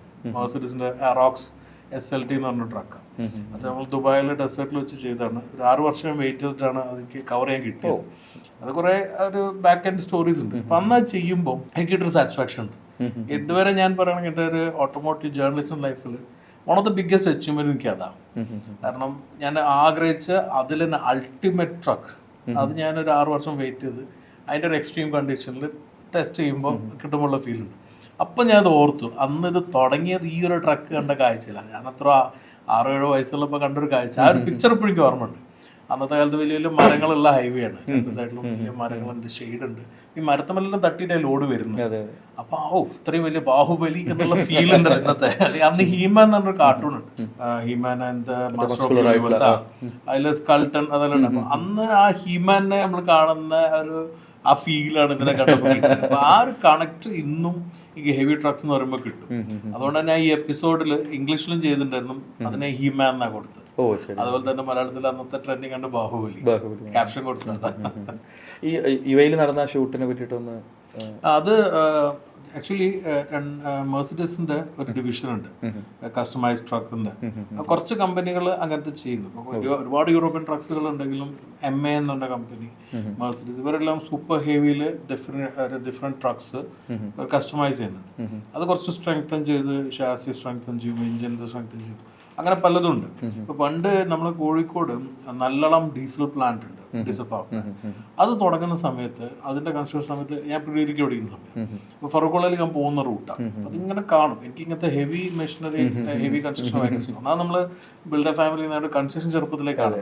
പക്ഷെ എന്റെ ഒരു ഫാന്റസി എപ്പോഴും ഹെവി ബിഗ് മെഷീൻ കൺസ്ട്രക്ഷൻസ് ആണ്. അപ്പൊ അന്ന് പത്രത്തിലെല്ലാം വന്നു, വാട്സില എന്ന് പറഞ്ഞ ഫിൻലാൻഡ് കമ്പനിയുടെ ഒരു 4-8 ജനറേറ്ററാണ് ഇവിടേക്ക് വരുന്നത്. അത് കൊച്ചിയിൽ വന്നിട്ട് അതിന് ബാർഫിൽ കോഴിക്കോട് ബേപ്പൂർ തുറമുഖത്തേക്ക് കൊണ്ടുവരും. അവിടുന്ന് ബൈ ട്രക്കാണ് ഇത് കൊണ്ടുവന്നുള്ള പത്രത്തിൽ വന്നു. അന്ന് മുതലേ ഞാൻ അതിങ്ങനെ എനിക്ക് കാണണം, എന്താണ് ഇത് മൂവ് ചെയ്യാൻ ഹെവി ഇതിനോട് ഇഷ്ടമാണ്. അന്ന് നമ്മളൊരു സൈറ്റ് ഉണ്ട്, നല്ലളം എന്ന് പറഞ്ഞ സ്ഥലം. അവിടെ പോകുന്ന വഴി എൻ്റെ അങ്കിള് ഞങ്ങൾ കൂടെ ഒന്ന് കൺസ്ട്രക്ഷനിലുണ്ട്. പുള്ളി പറഞ്ഞു, എടാ ഇന്നൊരു അവിടെ ഒരു വലിയ ട്രക്ക് ഉണ്ട്. പുള്ളിയാണെങ്കിലും വണ്ടി ഭ്രാന്ത്. പിന്നെ ഉമ്മന്റെ സൈഡിൽ കുറെ നല്ല വണ്ടി ഭ്രാന്തന്മാരാണ്. ഉമ്മന്റെ ബ്രദറാണ്, ഈ അമ്മാവനാണ് മൂപ്പരുടെ ഡ്രൈവിംഗ് ഗുരുവാ. എടാ ഞാൻ എനിക്ക് തോന്നുന്ന ബാക്കിൽ നിന്ന് ബെൻസ് ആണ് തോന്നുന്നത്, കാരണം മൂപ്പര് ഗൾഫിലുണ്ടായി. പക്ഷെ വേറെ തന്നെ ടൈപ്പ് ടയറാന്നെല്ലാം പറഞ്ഞു. ഞങ്ങൾ ഇവിടെ കണ്ടത്, എടാ നല്ലത് മറ്റു പേപ്പറിൽ പോകുന്ന അവിടെ കണ്ടെന്ന് പറഞ്ഞാൽ, ഞാൻ പിറ്റേന്ന് തന്നെ അന്ന് വൈകിട്ടാണ് പറഞ്ഞു, പിറ്റേന്ന് തന്നെ ക്ലാസ് കഴിഞ്ഞ് വന്ന് ജീപ്പ് ഉണ്ടായിരുന്നു, സൈറ്റിലെല്ലാം ഉണ്ട്. അതെടുത്ത് സൈറ്റിൽ പോകുന്ന ഭാവേനെ വിട്ട് അവിടെ പോയപ്പോൾ ബേപ്പൂർ തുറമുഖത്തിന് പോകുന്ന അവിടെ ഒരു കുറച്ച് ഗ്യാപ്പ് ഉണ്ട്. അവിടെ ഈ ട്രക്ക് നിർത്തിയിട്ടുണ്ട്, വലിയൊരു 6x6 എന്ന് പറയുന്ന ടൈപ്പ്, അത് 6 വീൽ ഡ്രൈവ്. ഞാൻ പോയി നോക്കുമ്പോൾ ഉർമിള കൺസ്ട്രക്ഷൻ സർവീസ് എന്ന് പറഞ്ഞൊരു ബോംബെ ബേസ്ഡ് കമ്പനി. അവിടെ പോയി അറിയാവുന്ന ഇന്ത്യയിലുള്ള ഡ്രൈവറല്ല ക്ലീനറാണെന്നുണ്ടായിരുന്നു. അവിടെ ചോദിച്ചും പറഞ്ഞു, ഈ ട്രക്കാണ് ഇത് കൊണ്ടുപോകാൻ വന്ന്, അപ്പോൾ എന്നാ കൊണ്ടുപോകുന്ന കാര്യമില്ല, അപ്പോൾ പെർമിഷൻ നിൽക്കുകയാണ്, ഇലക്ട്രിസിറ്റിൻ്റെ വയർ വരണം, അത്രയും വലിയ അന്ന് വലിയ ന്യൂസ് ആയിരുന്നു അത്. അപ്പോൾ അത് എന്നൊക്കെയാണെന്നുള്ള ഡേറ്റ് എല്ലാം ചോദിച്ച് മനസ്സിലാക്കി ഞാൻ പോയി ട്രക്കെല്ലാം കണ്ട്. അന്ന് V12 എഞ്ചിനുള്ള 12 സിലിണ്ടർ എഞ്ചിൻ ട്രക്കാണ്, 510 HP. അപ്പോൾ അന്നേ അതിനെപ്പറ്റി ഞാൻ നോക്കി മനസ്സിലാക്കി. ഉപ്പൻ്റെ ഒരു ഫ്രണ്ട് അന്ന് ജിദ്ദയിലെ ബെൻസിൻ്റെ ട്രക്ക് പ്ലാന്റിൽ വർക്ക് ചെയ്യുന്നുണ്ട്. അപ്പോൾ പുള്ളിക്ക് ഞാൻ ഇതിനെ കുറിച്ചിട്ടെല്ലാം ഒന്ന് മെയിൽ അയച്ചു. മെയിലല്ല, അന്ന് ലെറ്ററാണ്. പുള്ളി എന്ന് പറഞ്ഞാൽ ഞാൻ എനിക്ക് ടെക്നിക്കൽ ഡീറ്റെയിൽസ് ബ്രോഷേഴ്സ് മതി, അത് നിങ്ങൾ എനിക്ക് തരണം എന്ന് പറഞ്ഞിട്ട്. അത് കഴിഞ്ഞ് പുള്ളിക്കാരനെ എനിക്കത് ഇൻ്റർനെറ്റിലെല്ലാം, അന്ന് ഇൻ്റർനെറ്റ് എന്നുള്ള ആയി വരുന്നുള്ളൂ. അവിടെ ഇൻ്റർനെറ്റിൽ മുമ്പ് ഇങ്ങനെ മെയിൽ അയച്ചു, കമ്പനി ജർമ്മനിക്ക് അയച്ചു എന്ന് പറഞ്ഞിട്ട് ഒരു പ്രിൻ്റ് ചെയ്ത്, അന്ന് കളർ പ്രിൻറ്റിങ്ങും പ്രയറാണ്, ഒരു ഫയലാക്കി എനിക്ക് അയച്ചു തന്നു. അപ്പോൾ ആരോ വരുമ്പോൾ, അപ്പോൾ ഇതിലുള്ള സമയത്ത് എനിക്ക് ഇതിനെക്കുറിച്ച് ടെക്നിക്കലി പഠിക്കാൻ പറ്റി. അത് കഴിഞ്ഞ് ഇവര് മൂവ് ചെയ്യുന്ന സമയം പത്രത്തിലൂടെ അറിഞ്ഞ് കോളേജ് ക്ലാസ് കട്ട് ചെയ്ത്, നോമ്പിൻ്റെ ഫസ്റ്റ് ഡേ ആണ് ഞാൻ പോയി, നോമ്പെല്ലാം പോയത്. അങ്ങനെ എൻ്റെ അടുത്ത് അന്ന് ക്യാമറ ഒന്നുമില്ല, അങ്കിളിൻ്റെ ക്യാമറ എടുത്ത് യഷീഖൻ്റെ ഫിലിമിൻ്റെ എല്ലാം ഇട്ടിട്ട് ബേപ്പൂർ പോയി, ബാർഫിൽ പോയിട്ട് ഫോട്ടോ എടുക്കാൻ തുടങ്ങി. അപ്പോൾ അപ്പോഴേക്കും 1-2 തവണ പോയിട്ട് അവിടെയുള്ള 1-2 ആൾക്കാരെല്ലാം പരിചയപ്പെട്ട്, ഡ്രൈവറെല്ലാം പരിചയപ്പെട്ട്. അപ്പം ഇവർ തുടങ്ങുന്ന സമയത്ത് ഒരു പൂജ അയച്ച് ലഡു എല്ലാം വിതരണം ചെയ്തു. എനിക്ക് ലഡു തന്ന് ഞാൻ നോമ്പായിട്ട് എടുത്ത് പോക്കറ്റിലിട്ട് ഞാനത് മറന്നേ പോയിട്ടുണ്ട്. ഇത് തുടങ്ങി നീക്കാൻ ഞാൻ ശരിക്കും ഭയങ്കര എക്സൈറ്റഡ് ആയിരുന്നു. കാരണം ഒരു 375 ടണ്ണറ്റായിരുന്നു അന്ന്. അതിനൊരു 120 ടയറിലോ വലിയ ട്രെയിലറിലും കൊണ്ടുവന്ന് അത് ഈ വാർഫിൽ നിന്ന് പുറത്തേക്ക് എടുക്കാം. വാർഫിൽ നിന്ന് പുറത്തേക്ക് എടുക്കുമ്പം ഫുള്ളും മണ്ണവിടെ, ഇത് നീങ്ങുന്നില്ല, ഇത് ഇങ്ങനെ കടന്ന് തീരുകയാണ്. ഒരു പല കിടന്ന് മറ്റൊരു ഓഫ് റോഡ് ചെയ്യുന്ന എല്ലാ കാര്യങ്ങളും ചെയ്യുന്നു. എന്നിട്ട് അവിടെ ഒരു തടിച്ചൊരു എഞ്ചിനീയർ അതൊന്ന് ക്രൂക്ക് അപ്പോൾ പീച്ചെ ഡാൽന്ന് വണ്ടി ട്രക്ക് കൊണ്ടുപോയി തിരിച്ചിട്ട് ഫ്രണ്ടിൽ നിന്ന് ഹുക്ക് ചെയ്തിട്ട് ഡബിൾ ഇതില് ബാക്കിൽ നിന്ന് എടുത്തിട്ട് പുൾ ഓഫ് ചെയ്ത് അതിങ്ങനെ എക്സൈറ്റഡ് ആയിട്ട് ഫുൾ ഡേ അവിടെ നിന്ന്. അന്ന് അത് ഏകദേശം ഒരു 100-200 മീറ്ററാണ് ആകെ നീങ്ങിയത് ഫുൾ ഡേ. അത് ഫസ്റ്റ് കൺസൈൻമെന്റ് ഇറക്കി കൊണ്ടുവരികയാണ്. അവർക്ക് ആ ഗെയിം ആവണം, ടോപ്പോഗ്രാഫി അറിയണം, എല്ലാം കഴിഞ്ഞ് ഫസ്റ്റ് നിർത്തുന്നത് ലൈൻ തട്ടിയിട്ടാണ്. അതിന് ഇന്ന് പോകില്ല എന്ന് പറഞ്ഞപ്പോൾ ഞാൻ അവിടെ നിന്ന് ബസ് കയറി വന്ന് കുറെ പാൻറ് നനഞ്ഞു നോക്കുമ്പോൾ ലഡു അങ്ങോട്ട് ഉരുകിയിട്ട് ഇങ്ങനെ മെൽറ്റായി നിൽക്കുകയാണ്. അങ്ങനെ അത് തുടങ്ങിയാണ് ഈ പ്രാന്ത്. അത് കഴിഞ്ഞാൽ എനിക്ക് ഇതിനെ കുറിച്ചിട്ട് എപ്പോഴും ഞാൻ പഠിച്ചു. മനോരമ ഫാസ്റ്റ് ട്രാക്കിൽ എഴുതുന്ന സമയത്ത് ഫസ്റ്റ് സന്തോഷമായിട്ട് കത്ത് എഴുതി. പുള്ളിക്കാരനോട് ചോദിച്ച് എഴുതാൻ താല്പര്യമുണ്ട്, എന്തെങ്കിലും ഡിഫറൻസ് ആയിട്ടുള്ള എന്തെങ്കിലും ആർട്ടിക്കിൾ ഉണ്ടോ ചോദിച്ചു. ഞാൻ പിന്നെ അങ്ങനെ റിസർച്ച് ചെയ്യുന്ന ടോപ്പിക് ഉണ്ട് ഹെവി വെഹിക്കിൾസിനെ കുറിച്ച്, അത് ഒന്ന് എഴുതി അയക്കുന്നത്. അതാണ് ഫാസ്റ്റ് ട്രാക്കിൽ ഈവൻ ഫസ്റ്റ് പ്രിന്റ് ചെയ്തത്. ഇങ്ങനെയാണെങ്കിൽ ഇങ്ങനത്തെ ഒരു ട്രക്ക് എനിക്ക് ഓടിക്കാനുള്ള ഒരു ഓപ്പർച്യൂണിറ്റി ആവും ഒന്നും കിട്ടിയില്ല കവർ ചെയ്യാൻ. ഇന്ത്യയിൽ വോൾവോ ഉണ്ടാക്കിയിട്ടുണ്ടെങ്കിൽ എനിക്ക് കിട്ടിയിരുന്നില്ല. അതിന് ഇന്ത്യയിൽ ഒരിക്കലും മെർസിഡീസ് ബെൻസ് ഇന്ത്യ കാറ് ഉള്ള സമയത്ത് തന്നെ അവർ ട്രക്ക് ഡിവിഷൻ തുടങ്ങിയപ്പോൾ ഇത്ര ഒരു ട്രക്ക് ഇന്ത്യയിൽ കൊണ്ടുവന്നു. കാരണം ഇന്ത്യ കൺസ്ട്രക്ഷൻ കയറി വരുന്ന സമയമാണ്, ഇൻഫ്രാസ്ട്രക്ചർ ഒരുപാട് കാര്യം ചെയ്യുന്നു. അപ്പം അത് actually Indian rule RTO rule പ്രകാരം അത് ഓവർ പവർഫുൾ ആയിട്ട് പറ്റാത്ത പറ്റില്ല എന്നുള്ളതുകൊണ്ട് 6x6 അല്ലാണ്ട് അവർ തിരിച്ചയച്ചു. അത് അവർക്ക് അവിടെ വെക്കാൻ പറ്റില്ല. അപ്പോഴും ഞാൻ പല രീതിയിലും അത് കവർ ചെയ്യാൻ നോക്കി കിട്ടിയില്ല. പിന്നെ ഇതിൻ്റെ തന്നെ 8x8 ഉണ്ട് എന്നുള്ളത് മനസ്സിലാക്കി ഞാൻ ജർമ്മനിക്ക് കത്ത് എഴുതും അന്ന് മെയിലെല്ലാം അയച്ചു, ഒന്നും റെസ്പോൺസ് ഒന്നുമില്ല. അതിൻ്റെ പുതിയത് ആക്ട്രോസ് എന്ന് പറഞ്ഞ ട്രക്കായിരുന്നു. അതിൻ്റെ പുതിയ ഇപ്പം വന്ന എറോക്സ് വന്നപ്പം അവർ ഡക്കാർ റാലി എന്ന് പറഞ്ഞിട്ടുള്ള റാലി ഉണ്ട്, അത് വേൾഡിലെ ഏറ്റവും ടഫസ്റ്റ് റാലി. അതിൽ റെസ്ക്യൂ വെഹിക്കിളായിട്ട് ഇവർ യൂസ് ചെയ്തത്. ആ റെസ്ക്യൂ വെഹിക്കിളായി യൂസ് ചെയ്യുന്ന സമയത്ത് തന്നെ എല്ലാ സ്റ്റക്കായ വെഹിക്കിളിനെയും, അതായത് ഏകദേശം 120 വെഹിക്കിൾ ഇത് റിക്കവർ ചെയ്ത്. എന്നിട്ട് അതിൻ്റെ ഒരു ഇൻസ്റ്റാഗ്രാം പോസ്റ്റ് വന്നു. അപ്പോൾ ഞാൻ അതിൽ വിഷ് ചെയ്തവരെ കൺഗ്രാജുലേഷൻ ഫോർ ദിസ് മാമോത്ത് മറ്റേ മസാല പറഞ്ഞു I would like to cover this എന്ന് പറഞ്ഞിട്ട് ലാസ്റ്റ് എൻഡ് ചെയ്ത് എൻ്റെ കമൻറ്റ്. അതിനെനിക്ക് റെസ്പോൺസ് കിട്ടി. അവർ വെച്ച് what do you mean by cover it. അപ്പം ഞാൻ പറഞ്ഞു I'm a media person, can check my profile, I would like to do a story on this. അപ്പോൾ പറഞ്ഞാൽ എനിക്ക് എന്നോട് പറഞ്ഞ ഒരു ഒഫീഷ്യൽ മെയിൽ അയച്ച് സ്വെനിയ എന്ന് പറഞ്ഞ ലീഡിയ ഒരു ഒഫീഷ്യൽ മെയിൽ അയക്കണം എന്ന് പറഞ്ഞ് അത് അയച്ചു. റെസ്പോൺസ് ഒന്നുമില്ല. അപ്പം ഞാൻ ഇതെല്ലാം എപ്പോഴും ഡിസ്കസ് ചെയ്യുന്ന ഒരു ഫ്രണ്ട് എടുക്കുന്ന അന്നൊരു ഇന്റർനാഷണൽ ഓട്ടോമോട്ടീവ് ഫോട്ടോഗ്രാഫർ. അപ്പോൾ അവനും ഇത് കേട്ടപ്പോൾ താല്പര്യമുണ്ട് കവർ ചെയ്യാൻ. നമുക്ക് ഒരു ഓപ്പർച്യൂണിറ്റി കിട്ടിയാൽ ഒരുമിച്ച് ചെയ്യാമെന്നല്ല വെച്ചു. റെസ്പോൺസ് ഒന്നും ആദ്യം വന്നില്ല. കുറച്ച് ദിവസം കഴിഞ്ഞപ്പം ഇന്ത്യയിൽ ബെൻസിൻ്റെ ഡിവിഷൻ ഉണ്ട്, ഭാരത് ബെൻസിൻ്റെ. അതിൽ ഇവിടുത്തെ PR ഹെഡിനെ ഇൻഫോം ചെയ്തു. നമുക്കൊരു ലെറ്റർ വന്നിട്ടുണ്ട്, മെയിൽ വന്നിട്ട് ജർമ്മനിയിൽ നിന്ന് റെഫറൻസ് വെച്ചിട്ട് അയച്ചിട്ടുണ്ട്. വാട്ട്സ് ഇറ്റ് ഫോർ എന്ന് വെച്ചു. ഞാൻ പറഞ്ഞു I requested for a truck review. We given a good feedback, conduct കൊടുത്തിട്ടുണ്ട്. ഓക്കെ ലെറ്റ്സ് വെയിറ്റ് എന്ന് പറഞ്ഞു. പിന്നെ എനിക്ക് ഇവരെ മെയിൽ വന്ന് കവർ ചെയ്യാനെല്ലാം തീരുമാനിച്ചു. ദുബായിൽ നിന്ന് എത്ര ദിവസം ഉണ്ടാവും ട്രക്ക്, ആ സമയം കൊണ്ട് വരികയാണെങ്കിൽ വിൽ ഫെസിലിറ്റേറ്റ് എന്നെല്ലാം പറഞ്ഞു. അപ്പോഴാണ് കോവിഡ് വന്നത്. ഇങ്ങനെ അവിടെ നിന്ന് അത് കഴിഞ്ഞപ്പോൾ ഇത് തിരിച്ചു പോയി ട്രക്ക് ജർമ്മനി തിരിച്ചു കൊണ്ട് ഞാൻ പ്രതീക്ഷിച്ചില്ല കിട്ടും. ഇത് ഒറ്റൊരു ട്രക്ക് അവർ പ്രോട്ടോടൈപ്പ് ഉണ്ടാക്കിയിട്ടുണ്ട്. ഇത് വേൾഡ് ഓവർ ഒരു മിലിറ്ററിക്കാണെങ്കിലും ഓയിൽ ഫീൽഡിലൊക്കെ ആണെങ്കിലും എല്ലാം അയക്കുന്ന ട്രക്ക് തന്നെയാണ് റെസ്ക്യൂക്ക് ഉപയോഗിച്ചത്. അപ്പോൾ അത് ഇങ്ങനെ ലോകം സഞ്ചരിക്കും, എനിക്ക് ഇനി കിട്ടുന്ന ഓപ്പർച്യൂണിറ്റി. പക്ഷെ എന്നാലും ഇത്രത്തോളം ആയെന്നുള്ള സന്തോഷത്തിൽ ഏകദേശം ഞാൻ ഒരു 5 വർഷം കഴിഞ്ഞിട്ടാണ് ഇത്രയും റെസ്പോൺസ് കിട്ടിയത്. ഹാപ്പിനെസ് ഞാൻ തോന്നുന്നു. അപ്പോൾ എന്നോട് പറഞ്ഞു ജർമ്മനി പോകണത് കാണാം, പക്ഷേ ഈ ട്രക്ക് യൂറോപ്യൻ റൂട്ട് പ്രകാരം അവിടുത്തെ റോഡ്സിൽ ഓടിക്കാൻ പറ്റില്ല, so you won't be able to cover it, but you can see the truck എന്ന് പറഞ്ഞു. അപ്പോൾ ആ ഒരു പ്രതീക്ഷയിൽ നിൽക്കുമ്പോൾ ആ കോവിഡ് കഴിഞ്ഞിട്ടുള്ള സെക്കൻഡ് വേവിൻ്റെ ഇത് വരുന്ന സമയത്ത് തൊട്ട് മുന്നേ സ്വന്യൻ്റെ മെയിൽ എനിക്ക് വന്നു, this is coming back to Middle East for Abu Dhabi defence show, ഇന്ന ഡേറ്റിൽ വരികയാണെങ്കിൽ will facilitate you this truck. അപ്പോഴും പ്രശ്നം പറ്റി. അപ്പം പ്രശ്നം വെച്ചാൽ നമ്മൾ ഓക്കെ ഡിസൈഡ് ചെയ്ത് പോകാമെന്നുള്ള തീരുമാനിച്ച് അവിടെ എത്തിയപ്പം അബുദാബിക്ക് ദുബായിലേക്ക് നമ്മൾ പോയത്. ദുബായിൽ നിന്നും എക്സ്പാട്രിയേറ്റ്സിന് അബുദാബിക്ക് പോകണമെങ്കിൽ ഒന്നെങ്കിൽ 15 days ക്വാറന്റൈൻ, അല്ലെങ്കിൽ അവിടുത്തെ അത് വേണം. അങ്ങനെ നമുക്ക് പോകാനുള്ള ഓപ്പർച്യൂണിറ്റി ഇല്ല. അപ്പോൾ അവർ പറഞ്ഞു okay since you done this much send the truck to Dubai. ഇത് വേറെ ട്രക്കിൽ കയറ്റി ദുബായിൽ കൊണ്ടുവന്നു. ദുബായിൽ നിന്ന് അങ്ങനെയുള്ള ആഫ്റ്റർ സെർട്ടൻ ഷൂട്ട് ചെയ്തു. And it's only media so far covered it globally.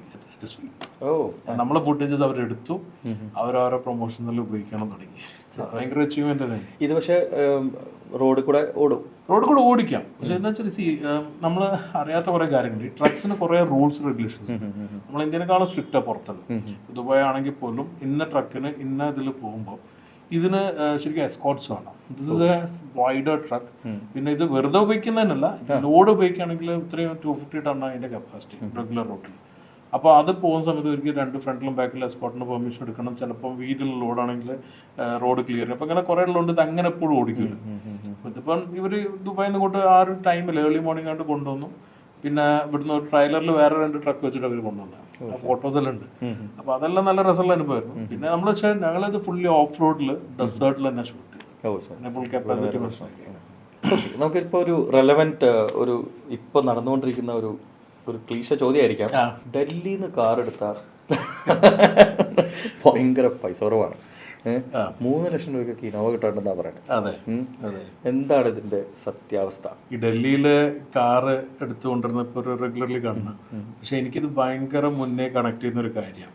കാരണം എൻ്റെ ചെറുപ്പത്തിൽ നമ്മൾ ബോംബെ നിന്നായിരുന്നു നമ്മൾ കാറുകളെല്ലാം എടുത്തിരുന്നത്. ഞാൻ എൻ്റെ കൺസ്ട്രക്ഷൻ ഇപ്പോൾ ഉണ്ടായി ചെയ്തെങ്കിലും ഏട്ടൻ ആദ്യം തുടങ്ങി ബോംബെയിലാണ്. അന്നേ ബോംബെയിൽ അംബാസിഡർ ഇതിനുള്ള വില കുറഞ്ഞിട്ടുണ്ട്. അപ്പോൾ ബോംബെയിൽ നിന്ന് മൂത്തപ്പക്കെല്ലാം അറിയുന്ന നല്ല ആൾക്കാർ ഉപയോഗിച്ച വണ്ടിയിലും യൂസ്ഡ് എടുത്തിട്ടാണ് ഇങ്ങോട്ട് കൊണ്ടുവന്നത്. നമ്മൾ ഒരു ഒട്ടുമിക്ക കാറുകളും അങ്ങനെ ഔട്ട് ഓഫ് സ്റ്റേറ്റ് എടുത്താണ്. എൻ്റെ ജിപ്സി ഞാൻ ഉപയോഗിക്കുന്ന കുറേ കാലം ഉപയോഗിച്ചിരുന്നതാണ്. ഞാൻ ചെന്നൈയിൽ നിന്ന് എടുത്തിട്ടുള്ളത്. അപ്പോൾ എനിക്ക് ഈ ഔട്ട് സ്റ്റേഷൻ വണ്ടി ഉപയോഗിച്ച് നല്ല ശീലമുണ്ട്. ഒരുപാടെണ്ണം എടുത്തിട്ടുണ്ട്. എൻ്റെ എനിക്ക് തോന്നുന്ന ഒരു 80% വണ്ടികൾ ഞാൻ ഔട്ട് സ്റ്റേഷൻ എടുത്തിട്ടുള്ളത്. പക്ഷെ ഇന്നത്തെ ഈ ഒരു ഔട്ട് സ്റ്റേഷൻ വണ്ടികൾ എന്ന് പറയുന്നത് അതിന് വലിയൊരു കാര്യമുണ്ട്. കാരണം ഇപ്പോൾ ഡൽഹിയിലൊരു റൂളുണ്ട്. ആ റൂള് പ്രകാരം ഇത്ര ഇയർ കഴിഞ്ഞാൽ വണ്ടികൾ നമ്മൾ ഒന്നെങ്കിൽ ഡിച്ച് ചെയ്യണം അല്ലെങ്കിൽ സ്ക്രാപ്പ് ചെയ്യണം എന്നുള്ള പോളിസി എല്ലാം വന്നിട്ടുണ്ട്. സ്ക്രാപ്പ് ചെയ്യാനുള്ള പോളിസി ഇപ്പോഴാണെന്നുള്ളൂ. പക്ഷെ വണ്ടി നമുക്ക് ഉപയോഗിക്കാൻ പറ്റില്ല. പിന്നെ അപ്പോൾ അതിൽ ഡീസലിന് 10 ഇയേഴ്സും അതുപോലെ തന്നെ പെട്രോളിന് 15 ഇയേഴ്സും. 14th ഇയർ 11th മന്ത് വിറ്റാലും അവർക്ക് വിൽക്കാം. 12th മന്ത് ആയി കഴിഞ്ഞാൽ ഇൻവാലിഡ്, വിൽക്കാനും പറ്റില്ല. NOC കിട്ടില്ല. നമുക്ക് വിൽക്കണമെങ്കിൽ ഇപ്പോൾ ഔട്ട് സ്റ്റേറ്റ് പോകണമെങ്കിൽ NOC വേണം. അല്ലെങ്കിൽ നമുക്ക് മറ്റൊരാൾക്ക് വിൽക്കുകയാണെങ്കിൽ RTO അടുത്താൾക്ക് അത് എഴുതി കൊടുക്കണമല്ലോ, ഓണർഷിപ്പ് ചേഞ്ച്. അതൊന്നും പിന്നെ നടക്കില്ല. അതാണ് ഇപ്പം ഏറ്റവും വില കുറഞ്ഞിട്ട് ഇവർ കിട്ടാൻ കാരണം. പക്ഷെ അതിൽ വലിയ റിസ്ക് എലമെന്റ് ഉണ്ട്. ഞാൻ ഒരുപാട് ആൾക്കാർ പെട്ടതും എനിക്കറിയാം. പെടുന്ന മെയിൻലി പേപ്പേഴ്സ് ക്ലിയർ ആവില്ല, അല്ലെങ്കിൽ പേപ്പർ ക്ലിയർ ആയി കിട്ടില്ല. കുറച്ച് പേര് RTO ഒന്ന് സ്റ്റബേണായിട്ട് ഒരു 14 ഇയേഴ്സ് എല്ലാം കഴിഞ്ഞാൽ പേപ്പർ ആ വണ്ടിന് ക്ലിയർ ആയി കൊടുക്കുന്നത് ഭയങ്കര ഡിലേ ചെയ്യുന്നുണ്ട്. അത് ഡിലേ ആക്കി അത് 15 മന്തോ അല്ലെങ്കിൽ 15 ഇയേഴ്സോ 10 ഇയേഴ്സോ ആയിക്കഴിഞ്ഞാൽ പിന്നെ അവരത് ചെയ്യില്ല. അങ്ങനെ പേപ്പറിലത് പെട്ടെടുക്കുന്ന ഒരുപാട് പേരുണ്ട്. അങ്ങനെ പെടുന്ന ആൾക്കാരെ കാണുമ്പോൾ സങ്കടം തോന്നും. നമ്മളൊരു കാലത്ത് ഈസിലി കൊണ്ടുവന്നായിരുന്നു ഈ വണ്ടികൾ. വേറെ ഒന്നും അർത്ഥത്തിലല്ല, നല്ല വില കുറഞ്ഞ് കിട്ടും, നല്ല ഓട്ടം കുറഞ്ഞ വണ്ടികൾ കിട്ടും, പിന്നെ പ്രൈസിന്റെ ബെനിഫിറ്റ്സ് ഉണ്ടാവും. ഇന്നിപ്പോൾ ഇതെല്ലാം ചിലപ്പം കിട്ടുന്നുണ്ടെങ്കിലും ഇവിടെ കൊണ്ടുവന്നിട്ട് കൺവേർട്ട് ചെയ്യാൻ പറ്റാതെ പെട്ടെടുക്കുന്നുണ്ട്. അതുകൊണ്ട് ഞാൻ ഹൈലി റെക്കമെൻഡ് ചെയ്യുന്നില്ല ഇത്. റെക്കമെൻഡ് പ്രത്യേകിച്ച് ഇങ്ങനത്തെ ഇനോവ പോലത്തെ വണ്ടികളെല്ലാം പലരും ഉപയോഗിക്കുന്നതും പിന്നെ അവർ കൊടുത്തു കഴിഞ്ഞാൽ പിന്നെ അവരും ചിലപ്പം ഡിസ്കണക്ട് ചെയ്തേക്കും. പിന്നെ ഒരാൾ വിളിച്ചിട്ട് പറഞ്ഞൊരു സങ്കടം വെച്ചില്ല, അയാളൊന്ന് ഫോൺ എടുക്കണ്ടേ ഞാൻ വിളിച്ചിട്ട്. പഴയ ഓണർ ഫോൺ എടുക്കുന്നില്ല.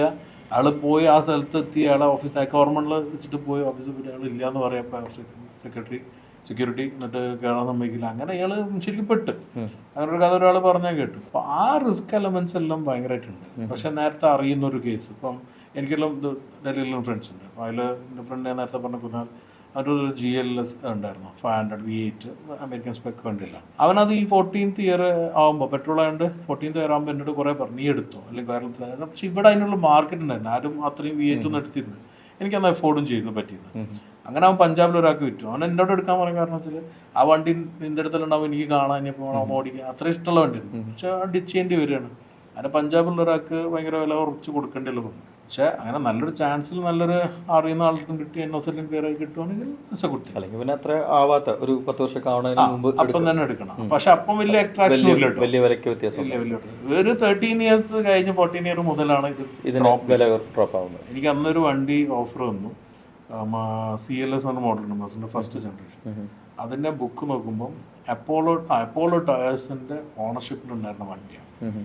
സെക്കൻഡ് ഓണർ ഒരു ഡോക്ടറാണ്. ആകെ 50,000 മറ്റോ അത്രയും കൊണ്ടോട്ട് ഓടിയിട്ടുള്ളൂ. ഫ്രഷ് ലെതർ, വെൽ മെയിൻറ്റെയിൻ, എല്ലാ ബുക്സും ഉണ്ട്. ഇതേമാതിരി ഇതാണ് ഒരു വില കുറഞ്ഞിട്ടാണ് കൊടുക്കുന്നത്. ഒരു 15 ഇയേഴ്സ് കഴിഞ്ഞാൽ വെക്കാൻ പറ്റാത്തതുകൊണ്ട് കൊടുക്കുകയാണ്. എനിക്ക് വാങ്ങാൻ വേണ്ടിയിട്ട് എടുത്ത് നോക്കിയല്ല, പക്ഷെ എനിക്ക് വന്നാണ് ഒരു ഓഫർ. അങ്ങനെയല്ല, നല്ല വണ്ടികൾ കിട്ടും. പേപ്പറാണ് മെയിൻ. NOC ക്ലിയർ ആയി കിട്ടുന്ന കേസിൽ അവിടെ നിന്ന് വാങ്ങിപ്പോരും. പിന്നെ അയച്ചുതരാ, അല്ലെങ്കിൽ ഞാൻ അത് ചെയ്യുന്നുണ്ട്. നമ്മളെ ഫ്രണ്ട്സ് ഉണ്ട് അവിടെ, ബ്രോക്കേഴ്സ് എല്ലാം. ഞാനിത് 1-2 കേസിൽ പറഞ്ഞപ്പോൾ കുച്ച് നീ കർ സക്താ ഭായ്, ലേനാത്താന്ന് പറയും. എന്ത് പറയാനാ, അത് കൈയോടെ ചെയ്ത് കൺവേർട്ട് ചെയ്തെടുക്കാൻ അങ്ങനെ ക്ലിയർ ആണെങ്കിൽ എന്നിട്ട് പേയ്മെന്റ് തരാം ബാക്കി എന്നെല്ലാം പറഞ്ഞിട്ട് അങ്ങനെ കണ്ടീഷണലാക്കിയിട്ടെല്ലാം ചെയ്യുകയാണെങ്കിൽ കിട്ടിയാൽ ബാക്കി. ഇപ്പം എനിക്ക് തോന്നുന്നു കുറേ പ്രീ ഓൺ കാർസ് സെല് ചെയ്യുന്ന ആളുകൾ ഇത് ചെയ്യുന്നുണ്ടെന്ന് തോന്നുന്നു. ഉണ്ട്. അപ്പോൾ അങ്ങനെല്ലാം ആകുമ്പോൾ അവർക്കെല്ലാം കണക്ഷൻസ് ഉണ്ടാവും. ഇപ്പം നല്ല പ്രീ ഓൺ ചെയ്യുന്ന ആളുകൾ അവർക്ക് കണക്ഷൻസ് ഉണ്ടോ, കുറേ കാലമായിട്ടുണ്ട്. അവരിത് നോക്കിയിട്ടാണ് അവർക്കിത് കൊണ്ടുവന്ന് വിറ്റ് കഴിഞ്ഞാൽ ഒരു നല്ല ബന്ധം പോകുന്നത്, വാല്യൂ ചെയ്യുന്ന ഒരുപാട് നല്ല യൂസ്. അപ്പോൾ അങ്ങനത്തെ ആൾക്കാരുടെ അത് ക്ലിയർ ആക്കിയിട്ടുള്ള കേസ് മാത്രമാണ് ചെയ്യുന്നത്. അതെല്ലാം എടുക്കാം. അല്ല നമ്മൾ ഒറ്റയ്ക്ക് പോയിട്ട് പലപ്പോഴും പെടുന്ന ആൾക്കാർ OLXലോ മറ്റോ കണ്ടുപോയി പെടുന്ന ആൾക്കാരാണ്. അപ്പോൾ നമ്മുടെ സുഹൃത്തുക്കളൊക്കെ പറയുന്ന ഒരു കാര്യം ഇതാണ്, ഡൽഹിക്ക് ഫ്ലൈറ്റ് എടുത്ത് പോയാലും നമുക്ക് ലാഭമാണ്. പൈസ ലാഭം ഉണ്ട്, പക്ഷെ ഇവിടെ വന്നിട്ട് അത് രജിസ്റ്റർ ചെയ്യാൻ പറ്റാതെ പറ്റിയില്ലെങ്കിൽ ആ പൈസ കൂടെ പോയി. എനിക്ക് അറിയുന്ന കുറേ കേസുകൾ, പേഴ്സണലി അറിയുന്ന കേസല്ല, ചിലപ്പോൾ നമ്മൾ പറഞ്ഞു കൊടുക്കും. പക്ഷെ എനിക്കിങ്ങനെ വന്ന മെസ്സേജ് വന്നാൽ അല്ലെങ്കിൽ അറിയുന്ന ആൾക്കാരെ വിളിച്ച് സംസാരിച്ച് കുറേ കേസുണ്ട്. അധികം ഇങ്ങനത്തെ വണ്ടികളാണ്. കുറച്ച് പഴയ മെർസിഡീസ്, കുറച്ച് പഴയ BMW ആകുമ്പോൾ വില കുറഞ്ഞൊരു 3 ലക്ഷത്തിന് കിട്ടി. പിന്നെ അധികം കേട്ടത് ഇന്നോവ ഫോർച്യൂണർ. ഇതെല്ലാം ഇൻഡിവിജ്വൽ ആൾക്കാരായിരിക്കും, തിരിഞ്ഞു നോക്കില്ല, വിളിച്ചാൽ കിട്ടില്ല, പേപ്പർ ആയി പാവം മറ്റേത് RTO ഏജന്റിന്റെ അടുത്താണ് അയച്ചവർ. ഇപ്പൊ നമ്മളൊരു കാർസിന്റെ കാര്യത്തിൽ ഇങ്ങനെ വരികയാണെങ്കിൽ പ്രീമിയം കാറ് പ്രീയോൺ എടുക്കുന്നതാണോ നല്ലത്, അല്ലെങ്കിൽ ഫ്രഷ് ആയിട്ട് എടുത്ത് നമ്മൾ ചെയ്യുന്നതാണോ നല്ലത്? I mean case to case different ആണ്, എനിക്കറിയാം, ഓരോരുത്തരുടെയും ഇതാണ്. പക്ഷേ എങ്കിലും അഡ്വൈസ് ടു ഫിനാൻഷ്യലി നോക്കുകയാണെങ്കിൽ, if you am advising on your financial background, it's always better to buy used one. നിങ്ങൾ വണ്ടി എടുത്ത് പുറത്തേക്ക് ഇറങ്ങി അപ്പം തന്നെ അതിൻ്റെ വാല്യൂ ഡിപ്രിഷിയേറ്റ് ആയി. ഇനിയിപ്പോൾ നിങ്ങൾ പിറ്റേന്ന് തന്നെ കൊടുത്താലും 20 to 30, അത്ര പുതിയ വണ്ടിയാണ് ചിലപ്പോൾ ഒരു 10-12%, 15% കുറയും. 1 year ആവണ്ട, അതിൻ്റെ മുമ്പ് അതിൻ്റെ വാല്യൂ 30% ഡ്രോപ്പ് ചെയ്യണം. വാങ്ങുന്ന ഒരാൾക്ക് അധികം പരിക്കോ അല്ലെങ്കിൽ അധികം ഓടാത്ത നല്ല മെയിൻറ്റെയിൻ ചെയ്തൊരു വണ്ടി നിങ്ങൾക്ക് കിട്ടുന്ന 30% വാല്യൂ കുറച്ചിട്ട്. ഇനി നിങ്ങൾ വാങ്ങിക്കഴിഞ്ഞാൽ നെക്സ്റ്റ് ഡിപ്രിസിയേഷൻ അത്ര ഉണ്ടാവും, ആ 20 or 10 ആയിട്ട് കുറയുള്ളൂ. നേരെ മറിച്ച് നിങ്ങൾ പുതിയൊരു വണ്ടി വാങ്ങി അപ്പം തന്നെ ചിലപ്പോൾ ഡിപ്രിഷിയേറ്റ് ആകുമ്പോൾ ഫിനാൻഷ്യലി ചിലപ്പോൾ നല്ലൊരു അഡ്വൈസ് ആവില്ല. ഓൺ ദ അതർ സൈഡ് ഇത് ടാക്സ് ബെനിഫിറ്റ് ചെയ്യുന്ന ആൾക്കാരുണ്ടാവും, ഒരുപാട് ടേൺ ഓവർ ചെയ്യുന്ന കമ്പനിയിലുള്ള ആൾക്കാർ, IT അവരുടെ ഡിഡക്ഷൻസ് കിട്ടുന്ന ആൾക്കാർ, പിന്നെ ചില ഇലക്ട്രിക് വെഹിക്കിളിനാണെങ്കിൽ അങ്ങനെ കിട്ടുന്ന, അങ്ങനെ കുറേ ആൾക്കാരുണ്ട്. അപ്പോൾ അവർ കാണുന്നത് വെച്ചാൽ എനിക്ക് ആ ടാക്സ് ബെനിഫിറ്റ് ഉണ്ട്, why should I go for used one. ചില ആൾക്കാരുടെ മെന്റാലിറ്റി, എനിക്ക് വേറെ ആൾ ഉപയോഗിച്ച വണ്ടി വേറെ ഉപയോഗിച്ച്, പിന്നെ വൈഫിന് അങ്ങനെ ഉണ്ട്, ഞാൻ വേറെ ആരും ഉപയോഗിക്കില്ല എന്ന് വെച്ചാൽ എപ്പോഴും നമ്മളങ്ങനെ ചെയ്യുന്നില്ല, അങ്ങനെ ഒരു ഫീൽ ഉണ്ട്. അതൊരു ഫാക്ടറാണ്. ഇത് ഭയങ്കര ഇൻഡിവിജ്വൽ ആണ്. പക്ഷെ ഒരു ഫിനാൻസ് അഡ്വൈസ് ചെയ്യുകയാണെങ്കിൽ സ്വാഭാവികമായിട്ടും നമ്മൾ എന്താണോ ഏറ്റവും ബെനിഫിറ്റ്, എന്നാൽ ഒരു കൊല്ലം കൊണ്ടൊന്നും വണ്ടിക്ക് ലക്ഷറി വെഹിക്കിൾ സ്പെഷ്യലി ഒന്നും സംഭവിക്കാനില്ല. പിന്നെ വാറണ്ടി കാര്യം എല്ലാം ഉണ്ടാവും. ആക്സിഡൻസോ പേഴ്സണൽ റെക്കോർഡോ ഇല്ലാത്ത വണ്ടികളാണെങ്കിൽ തെഫ്റ്റ് എല്ലാം ഉണ്ടാവും. പിന്നെ വേറൊരു ഇഷ്യൂ ആണ് ഫ്ലഡ് ഇഷ്യൂ. ഇതെല്ലാം അറിഞ്ഞിട്ട് തന്നെ എടുക്കണം. എല്ലാം ക്ലിയർ ആണെങ്കിൽ normal cases we good to buy a used vehicle. ഇതിന്റെ സെൻസേഴ്സ് ആയാലും പലതും സത്യം പറഞ്ഞാൽ maintenance period, I mean warranty പീരീഡിൽ അവരുടെ മെയിൻ്റെനൻസ് പറഞ്ഞാൽ മിക്കവാറും കേസിലും ക്ലിയർ ആയിരിക്കും. ചിലപ്പോൾ കാണാൻ വാറണ്ടി നെക്സ്റ്റ് ഡേ സെൻസർ എന്തോ ട്യൂൺ ചെയ്ത് വെച്ച തോന്നാറുണ്ട്. പക്ഷെ ആ സമയത്താണെങ്കിൽ ചിലപ്പോൾ ഇല്ലാതെ പെടും. അത് ഏറ്റവും കൂടുതൽ പോകുന്ന ഈ വാട്ടർ പ്യൂരിഫയറിന്റെ ആണ്. 6 മാസം പറഞ്ഞ 6 മാസം കഴിഞ്ഞ് 1ാമത്തെ ദിവസം അതിന്റെ സാധനം പോകും. പിന്നെ വെള്ളത്തിന്റെ ട്രിപ്പ് ചെയ്ത് ഞാനത് വേറെ സാധനത്തിൽ കണ്ടത് LED ലൈറ്റ്സിലാണ്. LED ലൈറ്റ്സ് 2 കൊല്ലം പറയും നെക്സ്റ്റ് ഇട്ട് പോകണം. ഈ ഇപ്പം പ്രീ ഓൺ കാർഡ്സിന്റെ കാര്യം നമ്മൾ പറഞ്ഞു, ലൈക്ക് പലപ്പോഴും ഞാൻ ട്രെയിനിങ് മേഖലയിൽ പ്രവർത്തിക്കുന്ന ഒരാളാണ്. ഞങ്ങൾ ട്രെയിനർമാർ സ്ഥിരമായിട്ട് തള്ളുന്ന ഒരു സാധനമാണ്, കാറ് ലയബിലിറ്റി ആണോ അസറ്റ് ആണോ? Generally it's a liability, but it can be asset. എനിക്ക് ഞാൻ നിങ്ങളുടെ പ്രൊഫൈൽ നോക്കിയപ്പോൾ നിങ്ങളൊരു ഓട്ടോമോട്ടീവ് രംഗത്ത് ഉള്ള ആളാണെങ്കിലും ബാക്ക്ഗ്രൗണ്ടിൽ ഒരു MBA അല്ലെങ്കിൽ മാനേജ്മെന്റ് സ്റ്റഡീസ് ഉണ്ട്, ഉള്ളിൻ്റെ ബിസിനസ്സുകാരുണ്ട്. അപ്പം 2 ലൈക്ക് പാഷനേറ്റ് കാർ അല്ലെങ്കിൽ പാഷനേറ്റ് മെഷീൻസ്, ആ ഒരു ഹാനിയും ഒരു ബിസിനസ് മാൻ അല്ലെങ്കിൽ ഒരു ബിസിനസ് എന്തൂസിയാസ്റ്റ് എന്നുള്ള ഒരു ഹാനിയും തമ്മിൽ ഒരു ഫൈറ്റ് നടക്കുവാണെങ്കിൽ കാറിന് ലയബിലിറ്റിയിൽ പെടുത്തുവോ അതോ അസറ്റിൽ പെടുത്തുവോ?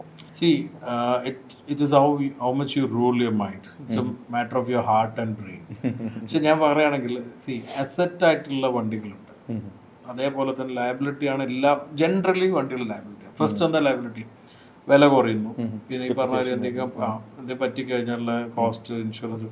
പക്ഷെ ഇതെല്ലാം നമ്മൾ കവർ ചെയ്തിട്ട് നമുക്ക് വണ്ടി ഉപയോഗിക്കാൻ, നമുക്ക് പേഴ്സണൽ ഉപയോഗിക്കാൻ ഒരു വണ്ടി ഉണ്ടെങ്കിലുള്ള സൗകര്യങ്ങൾ കൗണ്ട് ചെയ്യുമ്പോൾ അത് ശരിക്കും ലയബിലിറ്റി അല്ല. പക്ഷെ ചില വണ്ടികൾ നമുക്ക് കുറച്ച് പ്രൈസിങ് വെച്ച് നോക്കുമ്പോൾ ഒരു സാധാരണക്കാരന് അയാളുടെ ജോലി സംബന്ധമായിട്ട് അല്ലെങ്കിൽ അയാളുടെ മറ്റെന്താ പറയുക, അയാളുടെ പ്രൊഫഷനോ വേറെ എന്താണ്, ഇപ്പോൾ ബിസിനസ് സംബന്ധമായിട്ട് ഒരു വണ്ടി വാങ്ങുമ്പോൾ ആ വണ്ടിന് കിട്ടുന്ന ആൾക്കുള്ള ബെനിഫിറ്റ്സ് ഉണ്ട്. ഒന്ന് വലിയൊരു കാര്യം നമ്മൾ എത്രത്തോളം വാല്യൂ ചെയ്യുന്നതല്ല, ടൈം ഈസ് മണി എന്ന് പറയുന്നത്. പക്ഷെ time is A most valuable thing. നമുക്ക് പിടിച്ചു വെക്കാനോ നമുക്കൊരു കൺട്രോളോ ഇല്ലാത്ത സാധനം. ഇന്നത്തെ സെക്കൻഡ് കഴിഞ്ഞാൽ കഴിഞ്ഞ്. അപ്പം ആ ഇതിന് വാല്യൂ ചെയ്യുന്ന ആൾക്കാർക്ക് അതൊരു ലയബിലിറ്റി അല്ല. അപ്പം എൻ്റെ വൈഫ് ആർക്കിടെക്റ്റാണ്, അവൾ വന്ന് വണ്ടി വാങ്ങുമ്പം ഞാൻ കുറച്ചുകൂടെ വെയിറ്റ് ചെയ്യുന്ന കുറച്ച് ഫിനാൻഷ്യൽ സ്റ്റേബിളായിട്ട് വാങ്ങാൻ നോക്കുമ്പോൾ പുള്ളിക്കാരി ഞാൻ എന്താ വെച്ചാൽ ഞാൻ ലോണോ കാര്യങ്ങളോ ഇൻട്രസ്റ്റ് ഫ്രീ എല്ലായിട്ടാണ് കഴിയുന്നത് നിൽക്കുന്നത്. പുള്ളിക്കാരന് അത് പോളിസി കുഴപ്പമില്ല എന്നുള്ള രീതിയിൽ എടുത്തു. But I find it was good for her. കാരണം അവൾക്ക് ഒരുപാട് സ്ഥലത്ത് ഒരാളെ ഡിപ്പെൻഡ് ചെയ്യാതെ സൈറ്റ് വിസിറ്റോ അല്ലെങ്കിൽ പുതിയ ക്ലയൻറ്റിനെ കാണാൻ പോകുന്നതോ അത് ആളുടെ ബിസിനസ്സിനെ ഡെവലപ്പ് ചെയ്തു, ഒരുപാട് ഡെവലപ്പ് ചെയ്തു. ഇപ്പം നല്ല ദൂരത്തുള്ള സൈറ്റെല്ലാം വരുമ്പോൾ വേറെ വണ്ടി ഹയർ ചെയ്തിട്ടോ അല്ലെങ്കിൽ ഞാൻ 2 ആൾ പോകുമ്പോൾ ഉണ്ടാവുന്ന ആ ടൈം അതെല്ലാം വെച്ച് നോക്കുമ്പോൾ ഇത് ഒരു കൂടിപ്പോയി ഡ്രൈവറെ വെച്ചിട്ട് അന്നത്തെ ഒരു വേജ് കൊടുത്താൽ പോലും it was consider a benefit for a business. അപ്പോൾ അങ്ങനെ നോക്കുമ്പോൾ it's not purely liability. Liability in terms of money, yes, ഒരു depreciation, but how we count that money. വെറുതെ ഇരുന്ന് നിങ്ങൾ സമയം കളയുന്ന ഒരാളാണെങ്കിൽ definitely it's a liability. But you are making your time in to money, then it's not a liability. On the other end, as you said, asset. നമ്മൾ paintings, murals പലതും നമ്മൾ invest ചെയ്യുന്നുണ്ട്. പെയിന്റിങ് സാധാരണ കണ്ടവൻ എന്താ വരച്ചു മൈക്കലാഞ്ചലോ ആരപ്പത് ഇങ്ങനെ ചോദിക്കും. പക്ഷെ അത് കാണുന്നതിനൊരു വാല്യൂ ഉണ്ട്. അതേപോലെ വണ്ടികൾക്ക് വാല്യൂ ഉണ്ട്, പ്രത്യേകിച്ചും ക്ലാസിക് വിന്റേജ് കാർസ്. അതിന്റെ value appreciation is so high. ഞാൻ പഴയ കാലത്തൊക്കെ ഒന്നും പോകാൻ പറയുന്നില്ല. അപ്പം നമ്മൾ സാധാരണ പറഞ്ഞാൽ ഇപ്പൊ പഴയ കാലത്തെ ഫിയറ്റ് അല്ലെങ്കിൽ അംബാസഡർ, ഇതിന്റെ വാല്യൂ കൂടുന്ന 800, ഇതിന് വാല്യൂ കൂടും. അന്ന് നിങ്ങൾ വാങ്ങിയതും വിൽക്കുന്നതിൽ 1 ലക്ഷത്തിനാണ്. ഇന്നിപ്പോൾ ആ വണ്ടി 1 ലക്ഷത്തിന് കിട്ടൂല, നല്ല വെൽ മെയിൻറ്റൈൻ വണ്ടി. അപ്പോൾ അതെന്താ സെറ്റായി, അത് കീപ്പ് ചെയ്യുന്നതോറും വാല്യൂ കൂടും. അങ്ങനെയുള്ളതാണ് 124 മെർസിഡീസ് ആണെങ്കിൽ അങ്ങനെ പല വണ്ടികളും കയറും നമുക്ക് കാണാം. ഈ ക്ലാസിക് കാർസ് കളക്ഷൻ ബിസിനസ്സായി അല്ലെങ്കിൽ അതൊരു അസറ്റായി വാല്യൂ ക്രിയേറ്റ് ചെയ്യുന്ന ആൾക്കാർ എത്ര ഉണ്ടാകും. ഇവിടെ തന്നെ ഇന്ത്യയിലുള്ള പല വലിയ കളക്ടേഴ്സും they count their collection as value. അത് അവരുടെ ബാക്കിയുള്ളതിനെ ശരിക്കും പറഞ്ഞാൽ ഈ അപ്പോൾ യോഹൻ പൂരാവാല ഫോർ എക്സാമ്പിൾ, അല്ലെങ്കിൽ മിസ്റ്റർ ഗോയങ്ക ഇന്ത്യൻ എക്സ്പ്രസ്, അല്ലെങ്കിൽ നമ്മൾ റൈമൻസിൻ്റെ ഗൗതം സിംഗ്, ഇങ്ങനത്തെ കുറേ ആൾക്കാർ പല വണ്ടികളും കൊണ്ടുവന്ന് നമ്മൾ പെട്ടെന്ന് ഇരിക്കും നമുക്ക് എന്താ വണ്ടികൾ അതിൻ്റെ പ്രിസ്റ്റീൻ കണ്ടീഷൻ. ഇവർക്ക് അതിൻ്റെ സൈഡിൽ വേറെ വാല്യുവേഷൻ ഉണ്ട്. ഇപ്പം പൂനാവാലൻ്റെ വാല്യൂ എടുത്ത് ഡിസ്ക്ലോസ് ചെയ്തു. വാല്യൂ കൂടുന്ന എങ്ങനെ, പുള്ളിക്കാരനെ മറ്റേ ഷോനെല്ലാം കൊണ്ടുപോയി വണ്ടിക്ക് പ്രൈസോ വിന്നോ അവാർഡെല്ലാം ചെയ്യുമ്പോൾ ഇതിൻ്റെ വാല്യൂ അപ്രിഷ്യേറ്റ് പോവാണ്. So his worth of car has grown up. എനിക്ക് പേഴ്സണലി അറിയുന്നതുകൊണ്ടാണ് ഈ ഒരു കണക്ക് ഞാൻ പറയുന്നത്. അപ്പോൾ ഈ ഒരു നോക്കുകയാണെങ്കിൽ it's a big investment. Like you put it on ഇത് നമ്മളെന്താ പറയുക പെയിന്റിങ്സിലോ കളക്ടബിൾസിൽ ഇടുന്ന പോലെ തന്നെ വാല്യുബിൾ ആണ് വണ്ടികൾ. അതാറുണ്ട്. ഞാൻ പറയുകയാണെങ്കിൽ ജി വാഗൺ ഇന്നത്തെ കാലത്തെ വണ്ടി, പഴയതൊന്നും പറയില്ല, ഇന്നത്തെ കാലത്തെ വണ്ടി അതിൻ്റെ ഡിപ്രിസിയേഷൻ ലെവൽ ഭയങ്കര കുറവാണ്. ഇപ്പം എൻ്റെ ഫ്രണ്ടിൻ്റെ വണ്ടിയിലോ അവൻ വാങ്ങിയ വിലയ്ക്ക് എന്നും വിൽക്കാൻ പറ്റുന്ന രീതിയിൽ സ്റ്റിൽ വാല്യൂസ് കെപ്റ്റ്. അങ്ങനത്തെ വണ്ടികളുണ്ട്. അത് അവൈലബിലിറ്റി ഇല്ല, ഇല്ലെങ്കിൽ തന്നെ ഇന്ന് അതിന്റെ പുതിയ റീറ്റെയിൽ പ്രൈസ് കൂടിക്കൊണ്ടിരിക്കുകയാണ്. അപ്പോൾ സെക്കൻഡ് ഹാൻഡ് വാല്യൂ കൂടി. ചില വണ്ടികൾ അങ്ങനെ ചില സ്ഥലത്ത് ലാൻഡ് ക്രൂസറിന് വാല്യൂ ഉള്ള അറിയാം പോയത്.